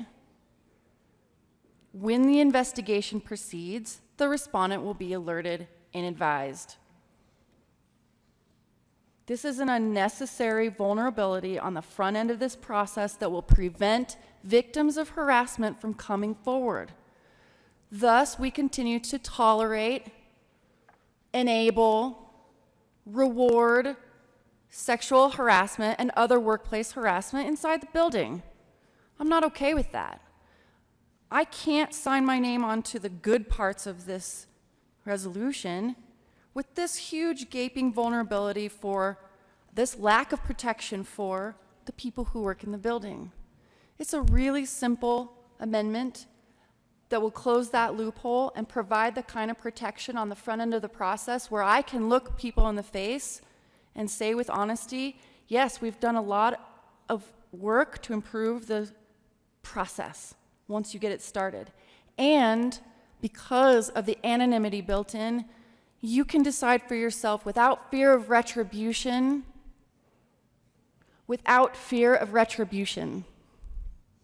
whether or not you want to move forward with a formal or informal complaint. That is something that doesn't exist now. We have the opportunity to build it in. It is a common sense solution to a very important problem. And if this amendment gets in, again, I can say with a straight face and confidence and honesty to everyone who works in this building, we've improved the process once an investigation moves forward.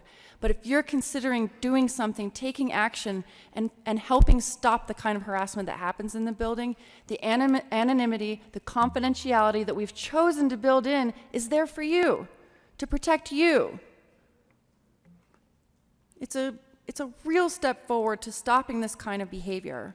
And like I said, it's a symbol to the rest of the state that while we're taking care of the men and women who work in the building, we're showing the people that we represent that we take this seriously, in and outside of the building, for the rest of the people who have to face this kind of harassment in their jobs too. We should set an example.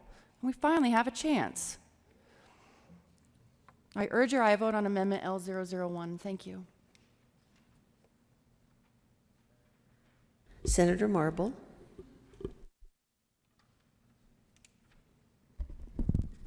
Thank you, Madam President.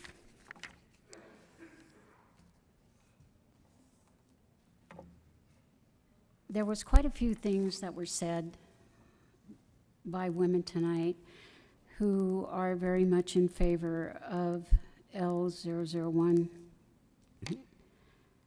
I heard that the Senate holds a lot of power, that we're elected. And they're right. We all have a lot of power, the women and the men. And I think a woman actually knows that when it comes to sexual harassment, no one has power over you unless you give consent to that. And that is why we are senators, and that's why we were elected, because we know where to draw the line, and we know the power that we have. We aren't children. We aren't playing on the playground, and we aren't here to be vindictive against anyone.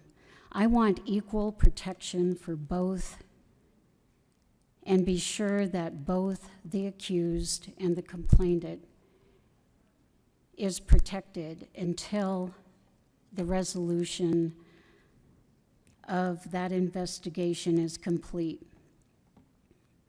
I spent 20 years in bail bonds, and believe me, I can spot a lie. I don't believe anyone. Men and women are very capable of lying. And believe me, there's a lot of people sitting in jail because of a lie. Are we going to let that happen here? You're all going to be hair on fire, and I can imagine what the media is going to say about me once again, because I don't agree with the mainstream. It was saying that they're victims of harassment. We're talking about us as victims of harassment. I've never been a victim here, ever. Do we accept because somebody says something that we're a victim? Do we know that everything regarding harassment is all relative? It's one's perception. But we all know that perception is everything. The media does it all the time. And think about this. We know who the complainant is because there's a third floor office that we see people running in and out of. Don't think people are stupid. Don't think that they can't see who the complainant is. It's pretty obvious. It's talked about previously that harassment is commonplace. I beg to differ. It's not. But your perception of harassment may be commonplace. It's all about perception, and it's all relative. We have a lot of power, and sometimes it behooves us as women to get those big girl pants on and compete where we were elected to serve as adults, and understand the power within this institution, this Capitol. A lot of people are ruined by a mere something that is hearsay in the media, and it ruins lives. If things are that serious, I really have a problem with the investigations coming through here. People doing an investigation who are not trained to do investigations in the proper manner. People who are here under the Gold Dome who are maybe too close to it. Proper investigations is an art. And I really don't believe there's anybody under this dome who can conduct a proper investigation. In fact, I find that even in law enforcement, we have problems conducting proper investigations. Remember, I've spent 20 years. I've read a lot of police reports, and I have seen a lot of fallacies and outright lies, and I have a lot of concerns about the way that we are conducting, the way we look at sexual harassment. I don't need to be protected from anyone but myself. And I think that goes for every single one of us. Oh, and of course, the media is always there to serve their agenda, and they do that quite well. But outside of the fact, we know what's going on here. It's not an everyday occurrence. But I'll tell you one thing, I see it work there's a lot of power plays from both sides. Is that sexual harassment or is it just power plays? I am different from a lot of people in here. And when I hear the debate going on about this amendment and protecting only one side, the complainant, not caring about the person who's going to be tried by media, these are things that make me glad I'm different, because I am not going to convict anyone until I have the proper investigation. And this amendment lends nothing to letting me understand and know that this investigation has been done properly and under rules of law with protections of both sides. And that's what we at the Capitol should be all about, is protecting everyone. Until that investigation is complete, both sides should be protected. And I have no confidence in investigations that are conducted here under the Gold Dome.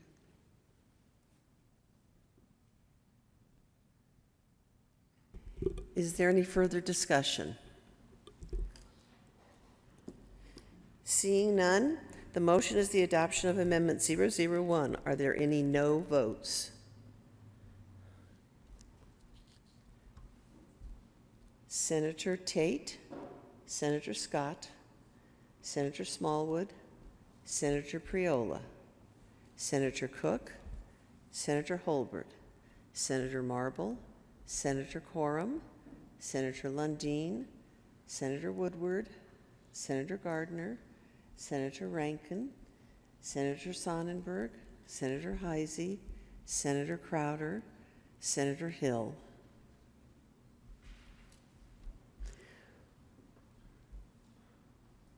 With 19 ayes, 16 noes, 0 absent, 0 excused, that amendment is adopted.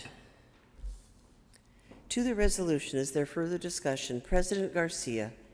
Thank you, Madam President, and colleagues.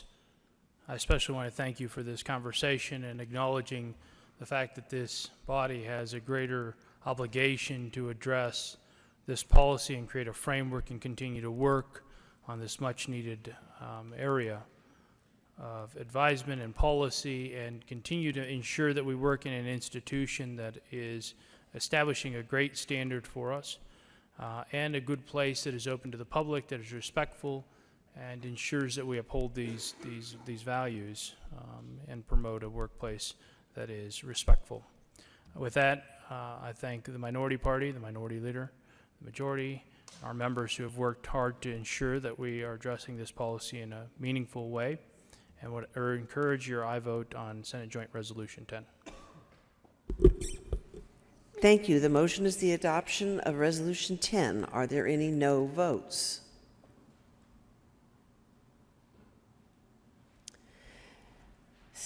With a vote of 35 ayes, 0 noes, 0 absent, 0 excused, Resolution 10 is adopted. Co-sponsors: Senator Foote, Senator Winter, Senator Williams, Senator Story, Senator Pedersen, Senator Todd, Senator Zenzinger, Senator Gonzalez, Senator Fields, Senator Danielson, Senator Janal, Senator Bridges, Senator Lee, Senator Fenberg, Senator Priola. Please add the president.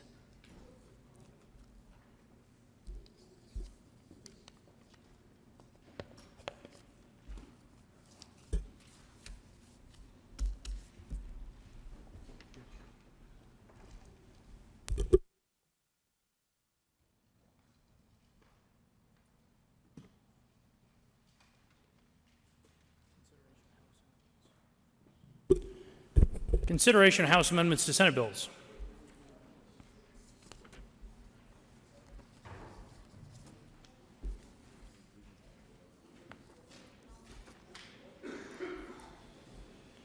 Mr. Carpenter, please read the title of Senate Bill 172.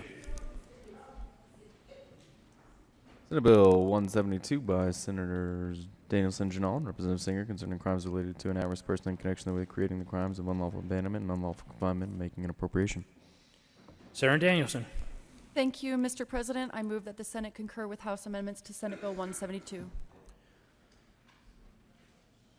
Senator, please tell us why the Senate should concur with House amendments to Senate Bill 172. Thank you, Mr. President.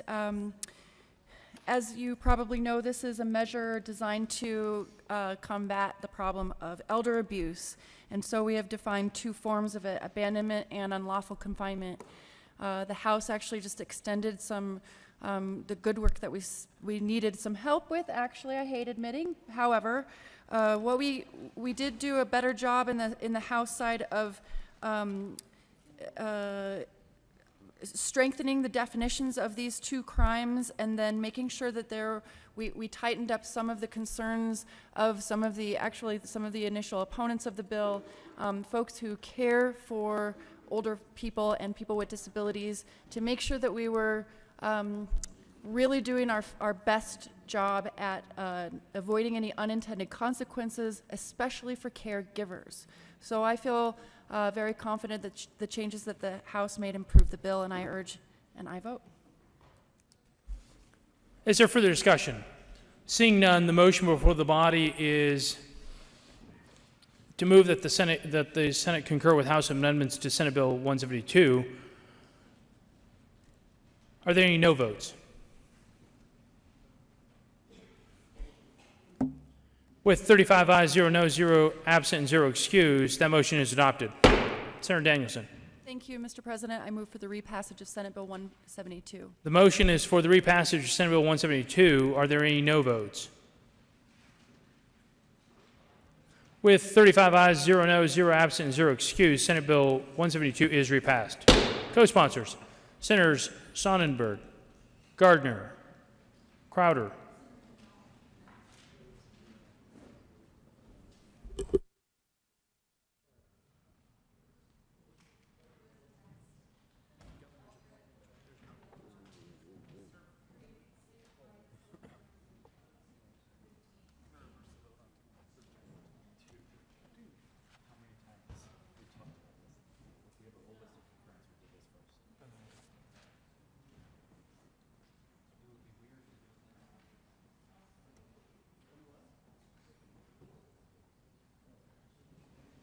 Mr. Carpenter, please read the title to Senate Bill 15.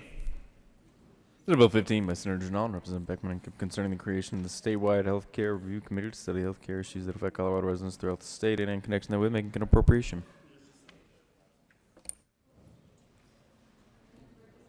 Senator Janal. Thank you, Mr. President. I move to concur with the House amendments to Senate Bill 15. Senator Janal, please tell us why the Senate should concur with House amendments to Senate Bill 15. Thank you, Mr. President. The House added an amendment that would include an increased appropriation for per diem for some of the members that would be taking trips for the health committees, and I ask for an aye vote. Is there further discussion? The motion before the body is that the Senate concur with House amendments to Senate Bill 15. Are there any no votes?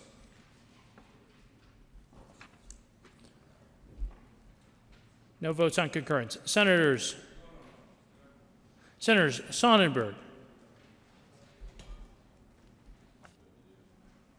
Lundin. With 33 aye votes, 2 no votes, 0 absent, and 0 excused, that motion is adopted. Senator Janot, Thank you, Mr. President. I ask for the repassage of Senate Bill 15. please move for the repassage, Senator Janot. Thank you, Mr. President. I move for the repassage of Senate Bill 15. The motion before the body is the repassage of Senate Bill 15. Are there any no votes? Senators Marble, Minority Leader, Cook, Smallwood, Tate, Rankin, Corum, Lundin, Crowder, Heisey, Sonnenberg, Gardner, Scott, Woodward, Hill.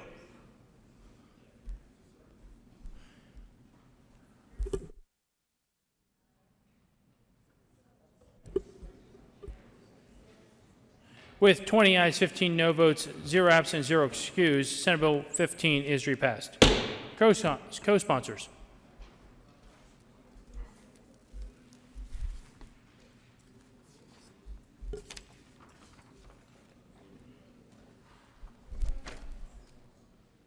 Mr. Carpenter, please read the title to Senate Bill 176. Senate Bill 176 by Senators Lundin and Bridges and Representatives McCluskey and Geithner concerning measures to expand opportunities for students to earn post-secondary course credit while enrolled in high school and in connection therewith making an appropriation. Senator Lundin. Thank you very much, Mr. President. I move that we concur with House amendments to Senate Bill 176. Senator Lundin, will you please tell us why the Senate should concur with House amendments to Senate Bill 176?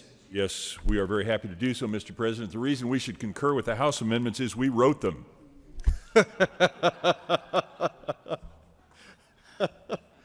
That's it. I would be glad to explain what those changes are if you care to know, Mr. President. That's a pretty good reason. Is there any further discussion? Seeing none, the motion before the body is that the Senate concur with House amendments to Senate Bill 176. Are there any no votes? With 35 ayes, 0 noes, 0 absent, and 0 excused, Senate Bill 176. That motion is adopted. Senator Bridges. Thank you, Mr. President, and thank you, colleagues, for your trust in the two of us. I move for the repassage of Senate Bill 176. The motion before the body is the repassage of Senate Bill 176. Are there any no votes? With a vote of 35 ayes, 0 noes, 0 absent, and 0 excused, Senate Bill 176 is repassed. Co-sponsors. Senators Cook, Gardner, Smallwood, Rankin, Tate, Scott, Sonnenberg.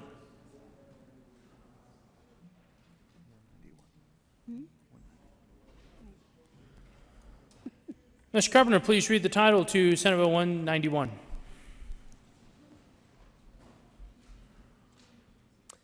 Senate Bill 191 by Senators Bridges and Marble and Representatives Hayward and Gonzalez Gutierrez concerning defendants' rights related to pretrial bond.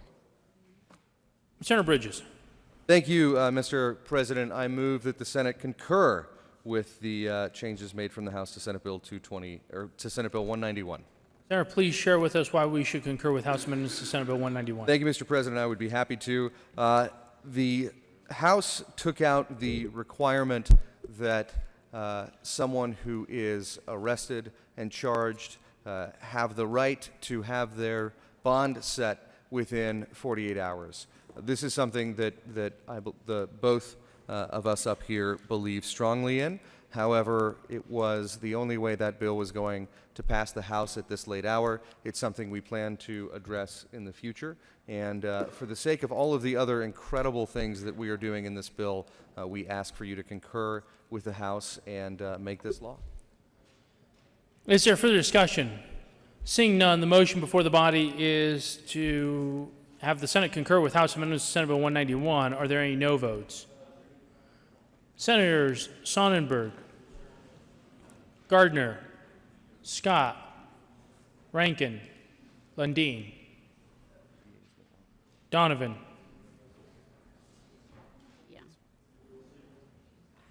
With a vote of 29 ayes, 6 no votes, 0 absent, and 0 excused, that motion is adopted.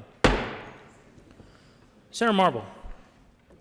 Thank you, Mr. President. I move for repassage of Senate Bill 191. The motion before the body is the repassage of Senate Bill 191. Are there any no votes? Senators Sonnenberg, Crowder, Scott, Gardner. With 31 ayes, 4 no votes, 0 absent, 0 excused, Senate Bill 191 is repassed. Co-sponsors.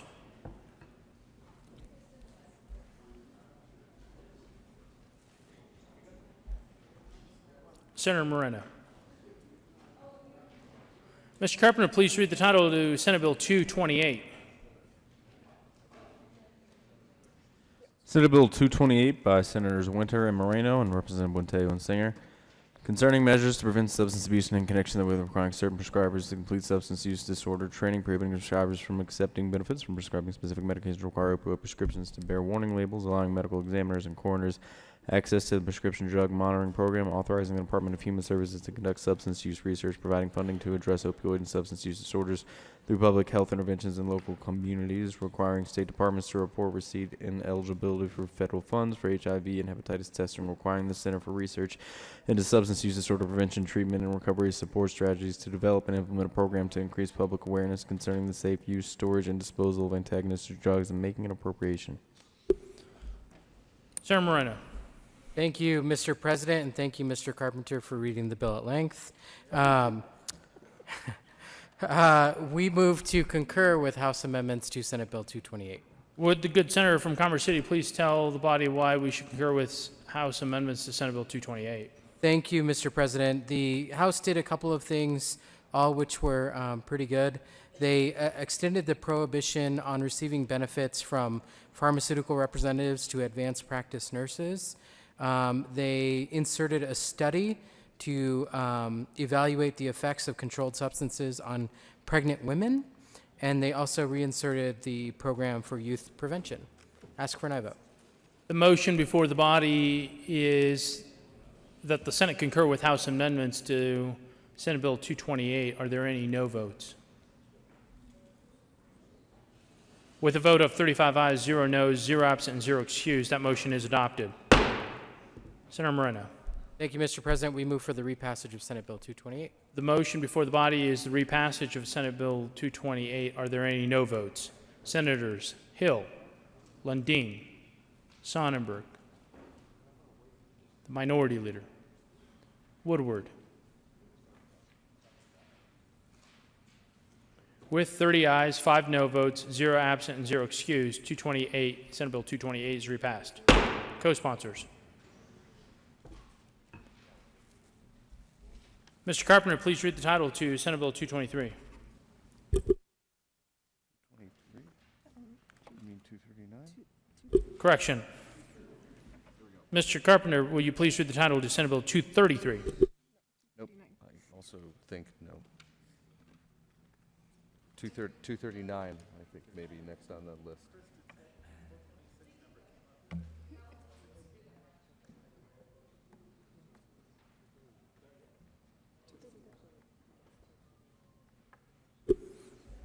Mr. Carpenter, will you please read the title to Senate Bill 239? The right one. Senate Bill 239 by Senators Winter and Bridges and Representative Gray and Hansen, concerning means of addressing the impacts of technological and business model changes related to commercial vehicles and in connection with requiring the Department of Transportation to convene and consult with a stakeholder group to examine impacts of new transportation technologies and business models, identify means of addressing impacts and report findings, and make recommendations to the General Assembly. Senator Bridges. Thank you, Mr. President. I move the Senate concur with House amendments to Senate Bill 239. Will the good senator from Arapahoe County please tell the Senate why we should concur with House amendments to Senate Bill 239? It would be my pleasure, Mr. President. So the House did a few changes to the bill, changed the commission a bit, focused in on some topic areas, put a weight limit on what would be discussed at this group, and I think generally made some pretty good improvements to the bill that we are I mean, despite their best efforts, they stumbled on something that isn't terrible, and we ask that you support the changes that they made to this great bill. Is there any further discussion? Seeing none, the motion before the body is that the Senate concur with House amendments to Senate Bill 239. Are there any no votes? With 35 ayes, 0 noes, 0 absent, 0 excused, that motion is adopted. Senator Winter. Thank you, Mr. President. We move for the repassage of Senate Bill 239. The motion before the body is the repassage of Senate Bill 239. Are there any no votes? Senators Marble, Lundin, Mr. Minority Leader, Sonnenberg, Woodward, Gardner, Smallwood, Hill, Rankin, Tate, Scott. With 24 ayes, 11 no votes, 0 absent, 0 excused, Senate Bill 239 is repassed. Co-sponsors. Senator Priella.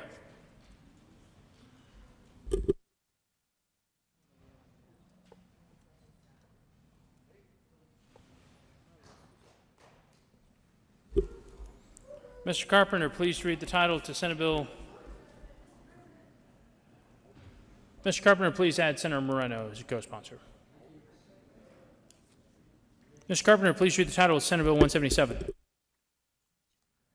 Senate Bill 177 by Senator Janal and Representative Singer concerning matters related to background checks for persons who have contact with children. Senator Janal. Thank you, Mr. President. We move to concur with the House amendments to Senate Bill 177.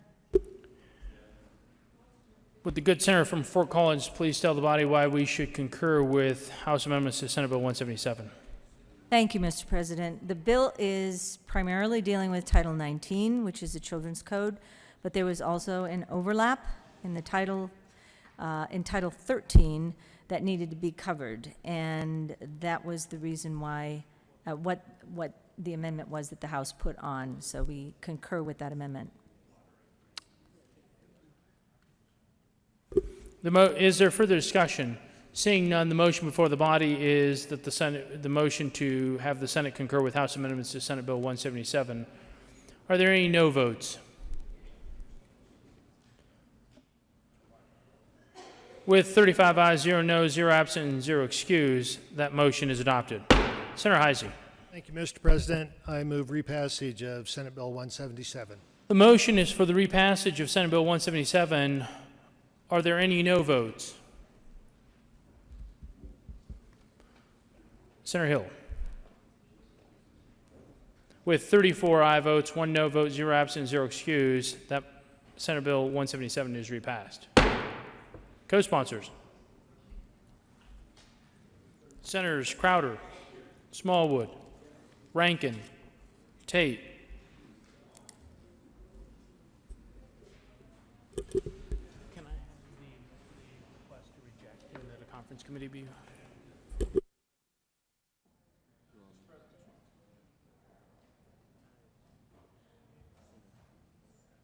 Senator Fields.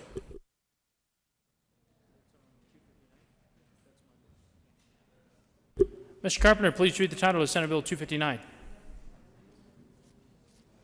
Senate Bill 259 by Senator Garcia and Heisey and Representative Harridan Wilson concerning measures to address prison population management issues and in connection therewith authorizing the emergency use of the Centennial South Campus of the Centennial Correctional Facility to house inmates. The Senate will stand in a senatorial 5.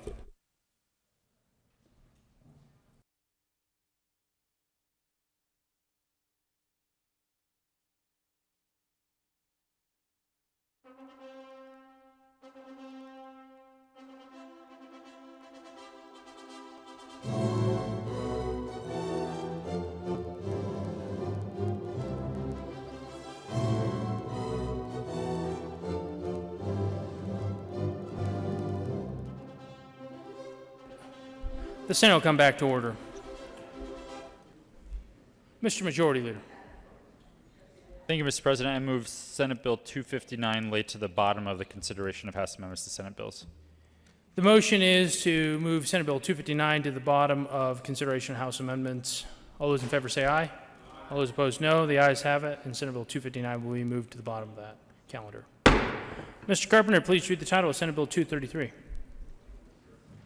Senate Bill 233 by Senator Lee and Representatives Snyder and Gray concerning combined reporting by a corporation for Colorado state income tax purposes.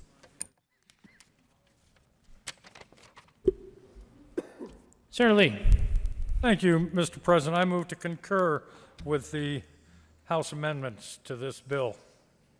Would the good senator from Colorado Springs tell the body why we should concur with House amendments to Senate Bill 233? Thank you, Mr. President. The House made a couple of changes first in the legislative declaration to remove language referring to the intent of the legislature in 1985. It made some amendments to adopt rules to define the de minimis standard, and they also provided an amendment to convene a working group this year to discuss policy issues related to combined reporting. I think they're trying to address the concerns that we had. I ask for an aye vote on the concurrence. Is there further discussion? Seeing none, the motion before the body is that the Senate concur with House amendments to Senate Bill 233. Are there any no votes?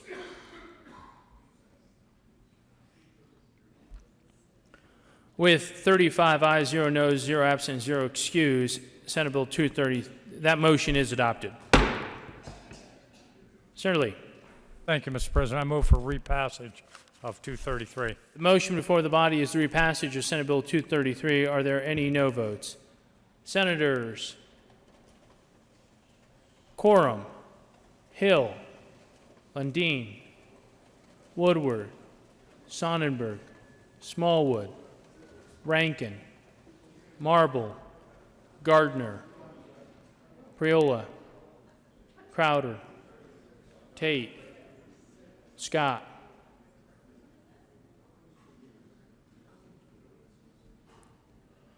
Heisey. Mr. Minority Leader.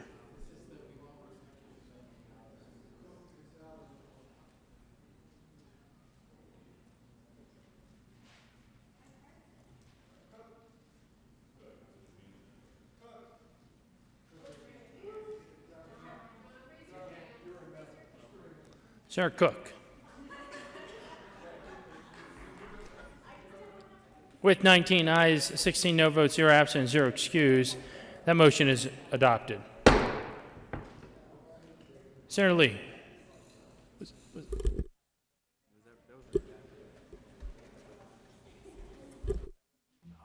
Move for repassage of 233.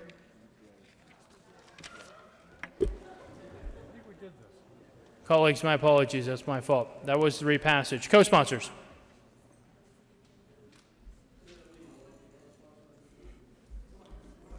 Mr. Carpenter, please read the title of the Senate Bill 262.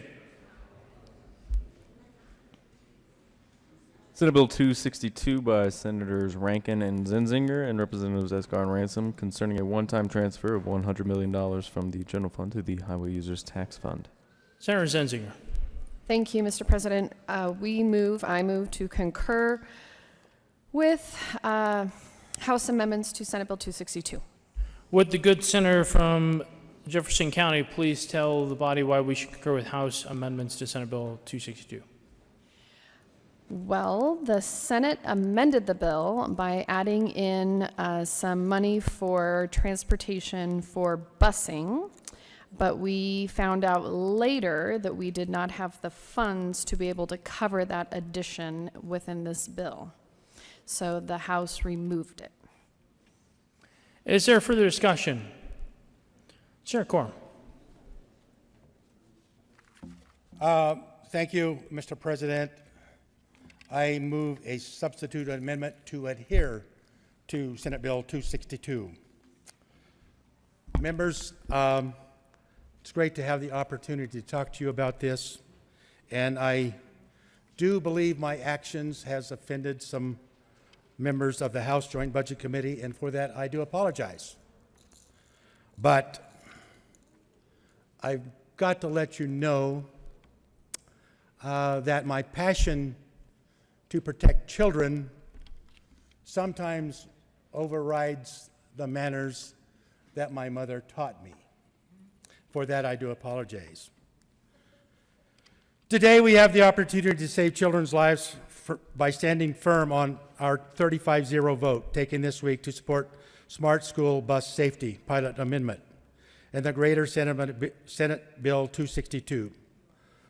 By rejecting House amendments to this bill and ordering its Senate adherence, I have been fortunate to learn from and receive solutions from our state and other nations' largest and most experienced professionals on how to safely transport our children and manage new risks that face our children each day.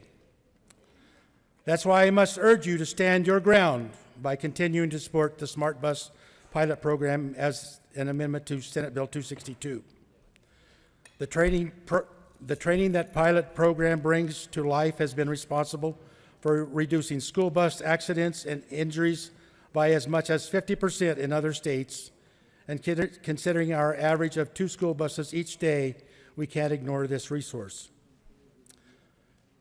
Colleagues, we have uncovered new threats and risks to our students, and we must act fast to provide them with solid solutions that are available today. You should know in your heart that those who intend to harm our children use everyday opportunity to do so. They don't wait. They act, and that is what we are preventing here. Make no mistake, we are entrusted with our children's safety. What is the harm of waiting for next session? Colorado experiences an average of 2 school bus accidents every day, nearly 2,000 in 2011. The pilot program can be in full swing before students are back in school this coming fall. Those who vote to adhere to a House amendment should know that roughly 300 school buses crashes and dozens of injuries, possible fatalities, and inevitable lawsuits against our district can be mitigated or even prevented with this program. A vote to concur to the House amendments is a vote against child safety in this state. The body should not condone this. The technology is ready for use, and parents whose kids are at risk will stand behind us for all that we do the right thing now. This is a chance for bipartisanship in an area of policy we desperately need: child safety. Members and leaders of the PTA, NHTSA, TSA, DHS, USDOT, PTO, directors of transportation, school bus drivers, and dozens more, including law enforcement and school bus security experts, applaud our 35-0 vote. Now parents and our K-12 students need us to reject House amendments to Senate Bill 262 and ensure that Smart School Bus Safety Pilot Program remain included in this legislation. Members, let's get this right. We don't have to explain preventable tragedies to grieving parents. Stand your ground, reject House amendments to Senate Bill 262, and demand the House to our decision earlier this week. Let's all be counted among those true heroes for child safety in this state. I have been called an opportunist, and I wear that badge proudly. People who harm our children, either physically, sexually, even murder, are opportunists. I ask you to stand for someone who is an opportunist to protect the lives of our children. Ask for an aye vote on adherence. Senator Moreno. Thank you, Mr. President. And colleagues, I'm going to strongly urge you to vote no on the motion to adhere and instead concur with House amendments to this bill. You may not have the bill in front of you, but take my word for it. The title is very specific. This is a joint budget committee bill, and it was merely meant to facilitate the $100 million agreement that we had all made for transportation funding and to distribute that money through the highway users tax fund. The amendment that was added in the Senate created a whole new program within this bill, directed funds to the Department of Public Safety, which wasn't even mentioned in the title or in the rest of the bill. And colleagues, when we have had issues with attaching language to bills where it clearly doesn't fit on their title, we've run into legal challenges. And the courts have struck that information down, or that issue down. So I have no doubt that the program that was referenced is a very worthy program. And I am happy to look in the process next year to see if we can find money for that program. But the challenge here is, colleagues, that not only does the program take the remaining school safety dollars in the Department of Public Safety, it also takes a $1.1 million general fund on top of that, and that is not dollars that we accounted for. We simply can't afford it. And so I would encourage your no vote on adherence and a yes on concurring. Is there further discussion? Senator Sonnenberg. Well, thank you, Mr. President. And I would urge you to indeed adhere to the Senate position. If you remember, I believe it was just this week, we put that amendment on as a body. I don't even remember that there was a no vote. Matter of fact, I don't believe that there was ever a challenge to the title. The amendment didn't fit under the title. There was never that type of challenge. That concern was never brought up. I will tell you that we did it right. And way back at the first part of the week, I believe on the 30th, we all agreed this was a great way to go. I think we still should agree that this is a great way to go, and we should indeed adhere to the Senate position and move forward the way we had thought was the best way to move last Monday. Now is no time to come up with excuses not to run the plan. Ask for your aye vote on adherence. Senator Rankin. Well, I'll just speak in favor of the program. I've looked it over. It has great merit. We need to do it just as soon as we can for the safety of our kids. But I also have to agree with my JBC chairman. It's difficult to fit under it, but the real problem is we just don't have the money set aside or allocated. So I don't see how we could actually do this program at this time, although I really think we should do it as soon as possible. Seeing no further discussion, the pending motion before the body is to adhere to the Senate position. Are there any no votes? Senators Winter, Williams, Story.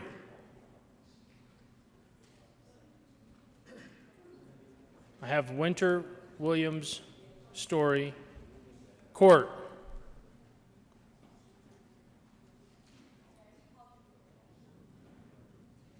Todd, Foote, Rankin, Fields, Gonzalez, Lee, the Majority Leader, Patterson, Donovan, Janal, Danielson, Rodriguez, Bridges, Moreno, Zenzinger.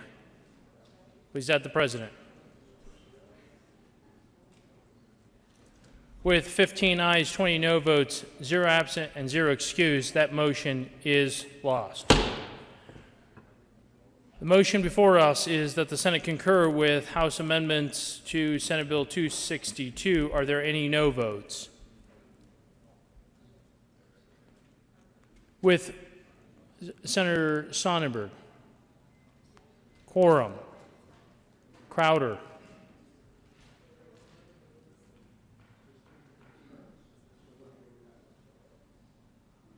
With 32 ayes, 3 no votes, 0 absent, and 0 excused, that motion is adopted. Senator Rankin. We move for the repassage Senate Bill 262. The motion before the body is the repassage of Senate Bill 262. Are there any no votes? With 35 ayes, 0 no, 0 absent, and 0 excused, that motion, Senate Bill 262 is repassed. Co-sponsors. Senator Crowder.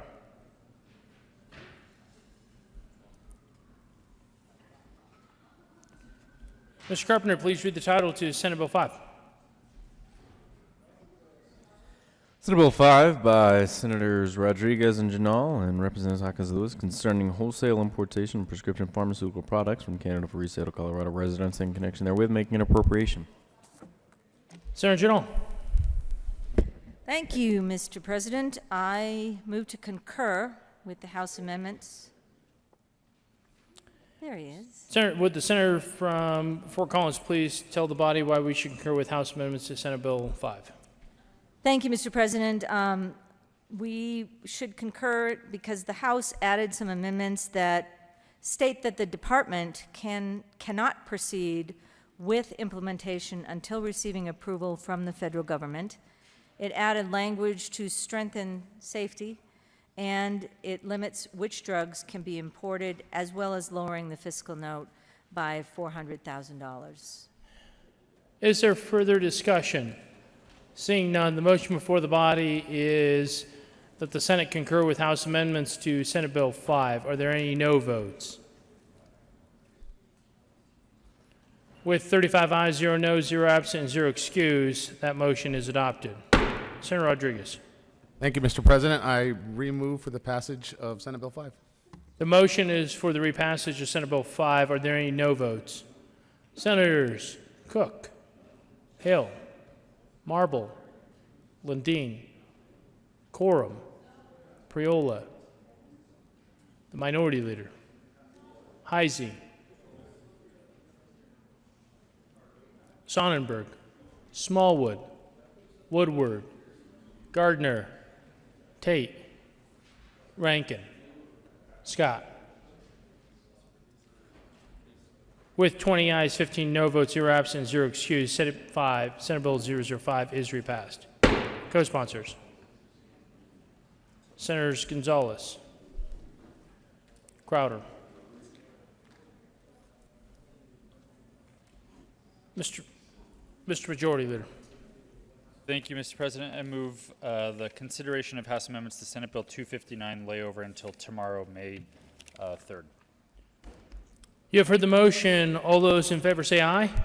All those opposed, no. The ayes have it, and Senate Bill 259, the consideration of House amendments to Senate Bill 259 will be laid over until 5/3/2019.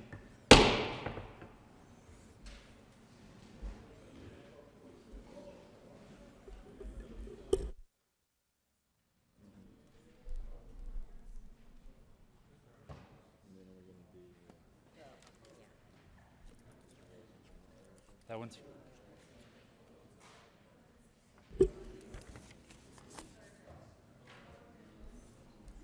Consideration of governor's appointments. Mr. Majority Leader. Thank you, Mr. President. I move the consideration of governor's appointments lay over until tomorrow, May 3rd.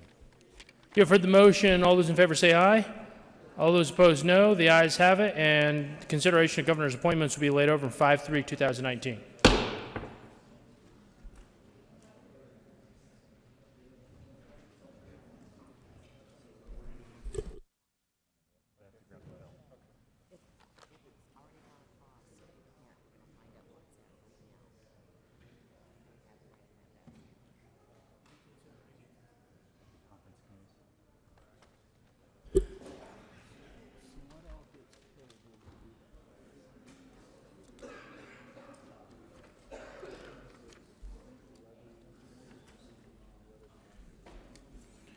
Consideration of conference committee reports. Will the clerk please read the title to House Bill 1253? House Bill 1253 by Representatives Landgraf and Buckner and Senators Heising and Gonzalez concerning a prohibition on discrimination against a living organ donor and certain insurance policies.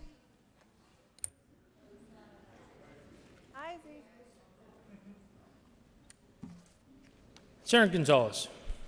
Thank you, Mr. President. I move that the Senate concur with the Conference Committee report regarding House Bill 1253. Senator, will you please move to adopt the first report? Thank you, Mr. President. I move that that we adopt the first Conference Committee report for House Bill 1253. Is there any discussion? Seeing none, the motion is the adoption of the first report on the first Conference Committee on House Bill 1253. Are there any no votes? With 35 ayes, 0 noes, 0 absent, 0 excused, the report is adopted. Senator Heisey. Thank you, Mr. President. I move repassage of House Bill 1253. The motion before the body is the repassage of House Bill 1253. Are there any no votes? With 35 ayes, 0 noes, 0 absent, and 0 excused, House Bill 1253 is repassed. Co-sponsors. Senator Crowder.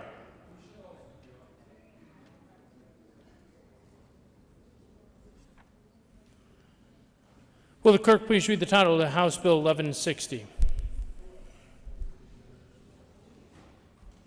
House Bill 1160 by Representatives Landgraf and Singer and Senator Lee, concerning a mental health facility pilot program in connection therewith, making appropriation. Senator Lee. Thank you, Mr. President. So we did have a meeting of the Conference Committee, and we reached agreement, and we would exceed, let's see. Senator, will you please move to adopt? Senator Gardner. Thank you, Mr. President. I move that the Senate adopt the first report of the first Conference Committee on House Bill 1911-60. Is there any discussion? Seeing none, the motion is the adoption of the first report on the first Conference Committee on House Bill 1160. Are there any no votes?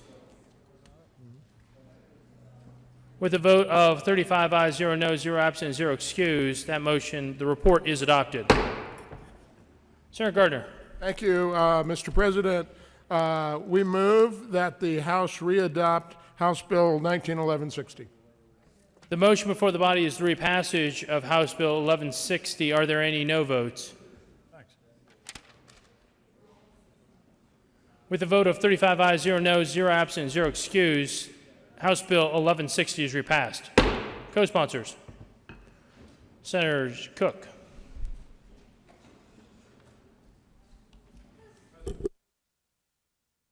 Senators Lundin. Smallwood. Rankin.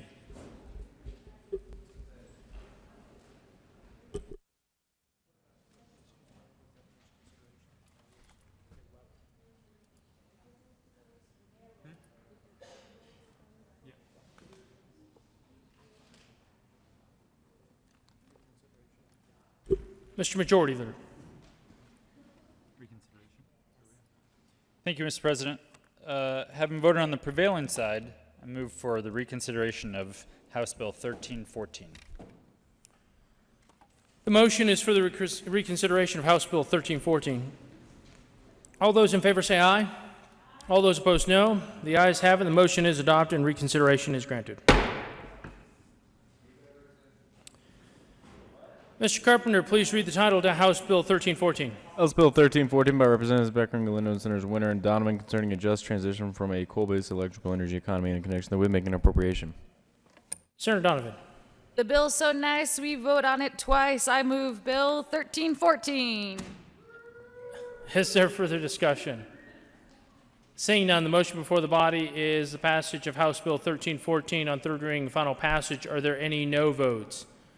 Senators Hill, Tate, Sonnenberg, Gardner, Rankin, Woodward, Minority Leader, Marble, Crowder, Cook, Smallwood, Scott, Lundin, Heisey, Priola. With 20 ayes, 15 no votes, 0 absent, and 0 excuse, House Bill 1314 is passed. Co-sponsors.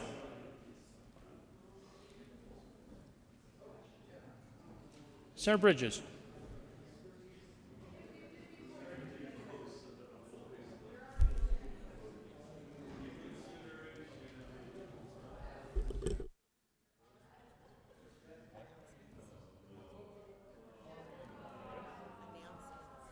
What?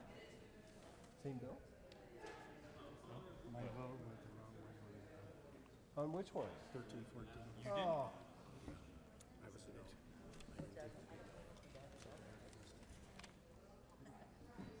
Do you need? so nice we vote on it thrice. Thrice?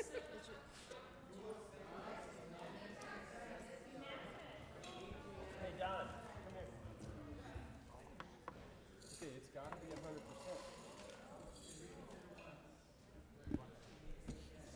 There's a reconsideration again. You make the motion.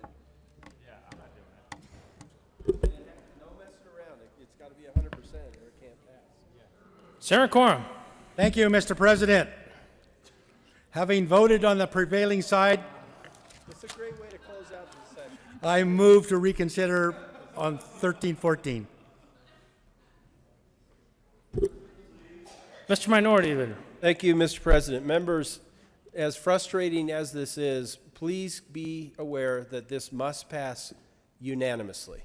So if anybody wants to just joke around and say no, it can't pass. It's really important on reconsideration in the Senate that when we do this twice on the same bill, the second time we do it, it must be 100%. So if you're willing to give the good senator from Montrose a chance to correct his vote on the third try, that would be awesome. But just, if that's your decision, okay. But if anybody blurts out no just to be funny, we can't do this. So please consider 100%. Thank you. The motion is for the reconsideration of House Bill 1314. All those in favor say aye. Aye. All those opposed, no. The motion is adopted and reconsideration is granted. Mr. Carpenter, please read the title of House Bill 1314. House Bill 1314 by Representatives Becker and Galindo and Senators Winter and Donovan concerning a just transition from coal-based electrical energy economy and in connection therewith making an appropriation. Senator Donovan. The bill's so nice we vote on it thrice. I move House Bill 1314. The motion before the body is the passage of House Bill 1314 on third reading and final passage. Is there any further discussion? Are there any no votes? Senators Quorum, Priola, Tate, Cook, Lundeen, Crowder, Hill, Marble, Heisey, Woodward, Smallwood, Scott, Rankin, Sonnenberg, Gardner.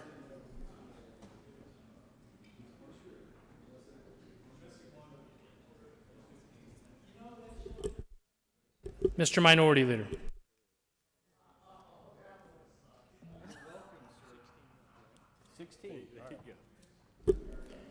With 19 ayes, 16 no votes, 0 absent, and 0 excuse, House Bill 1314 is passed.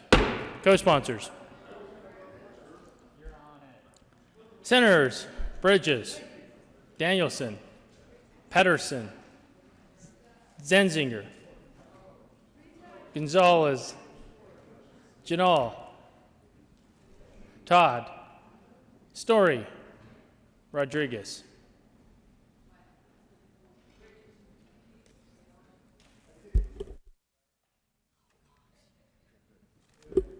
Mr. Minority Leader. Thank you, Mr. President. Having voted on the losing side of 1314 several times, I ask that we not hear that bill number again until the 2020 session.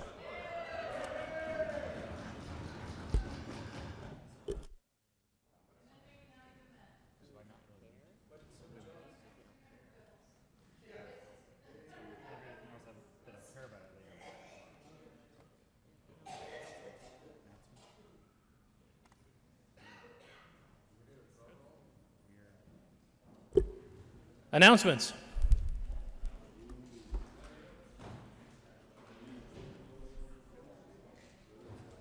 Senator Zenzinger.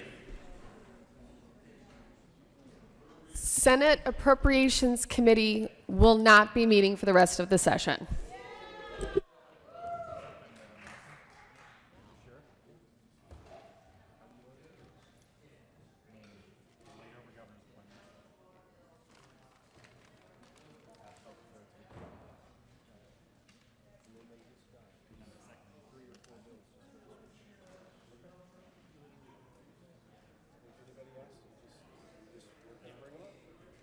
Further announcements.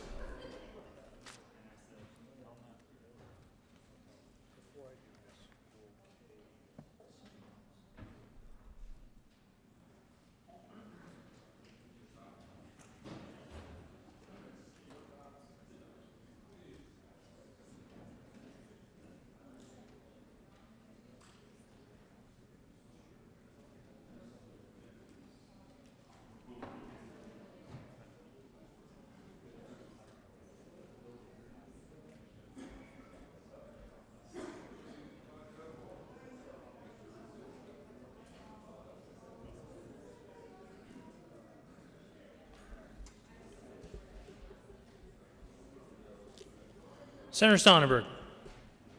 Thank you, Mr. President, and now I can't find it. I asked for a moment of personal privilege. Granted. Members, today in the great country of Israel, they stopped everything, parked cars along the side of the road. Everybody got out of their cars at the specific time for 2 minutes in remembrance of the Holocaust, remembrance of the torture of the Jews. And I think it's appropriate for us to remember, even though all the work we do here, what's important in life, and remember those important things in the history so that we never repeat them. With that said, Mr. President, I would ask for not 2 minutes, but just a moment of silence, and that the chimes be rung in honor of those that were lost in the Holocaust. The Senate will observe a moment of silence at the request of the good senator from Sterling, and the Senate chimes will ring.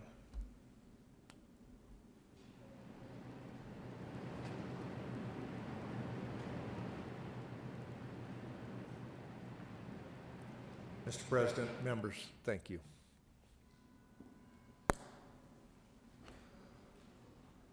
Any further announcements? Seeing none, Mr. Majority Leader.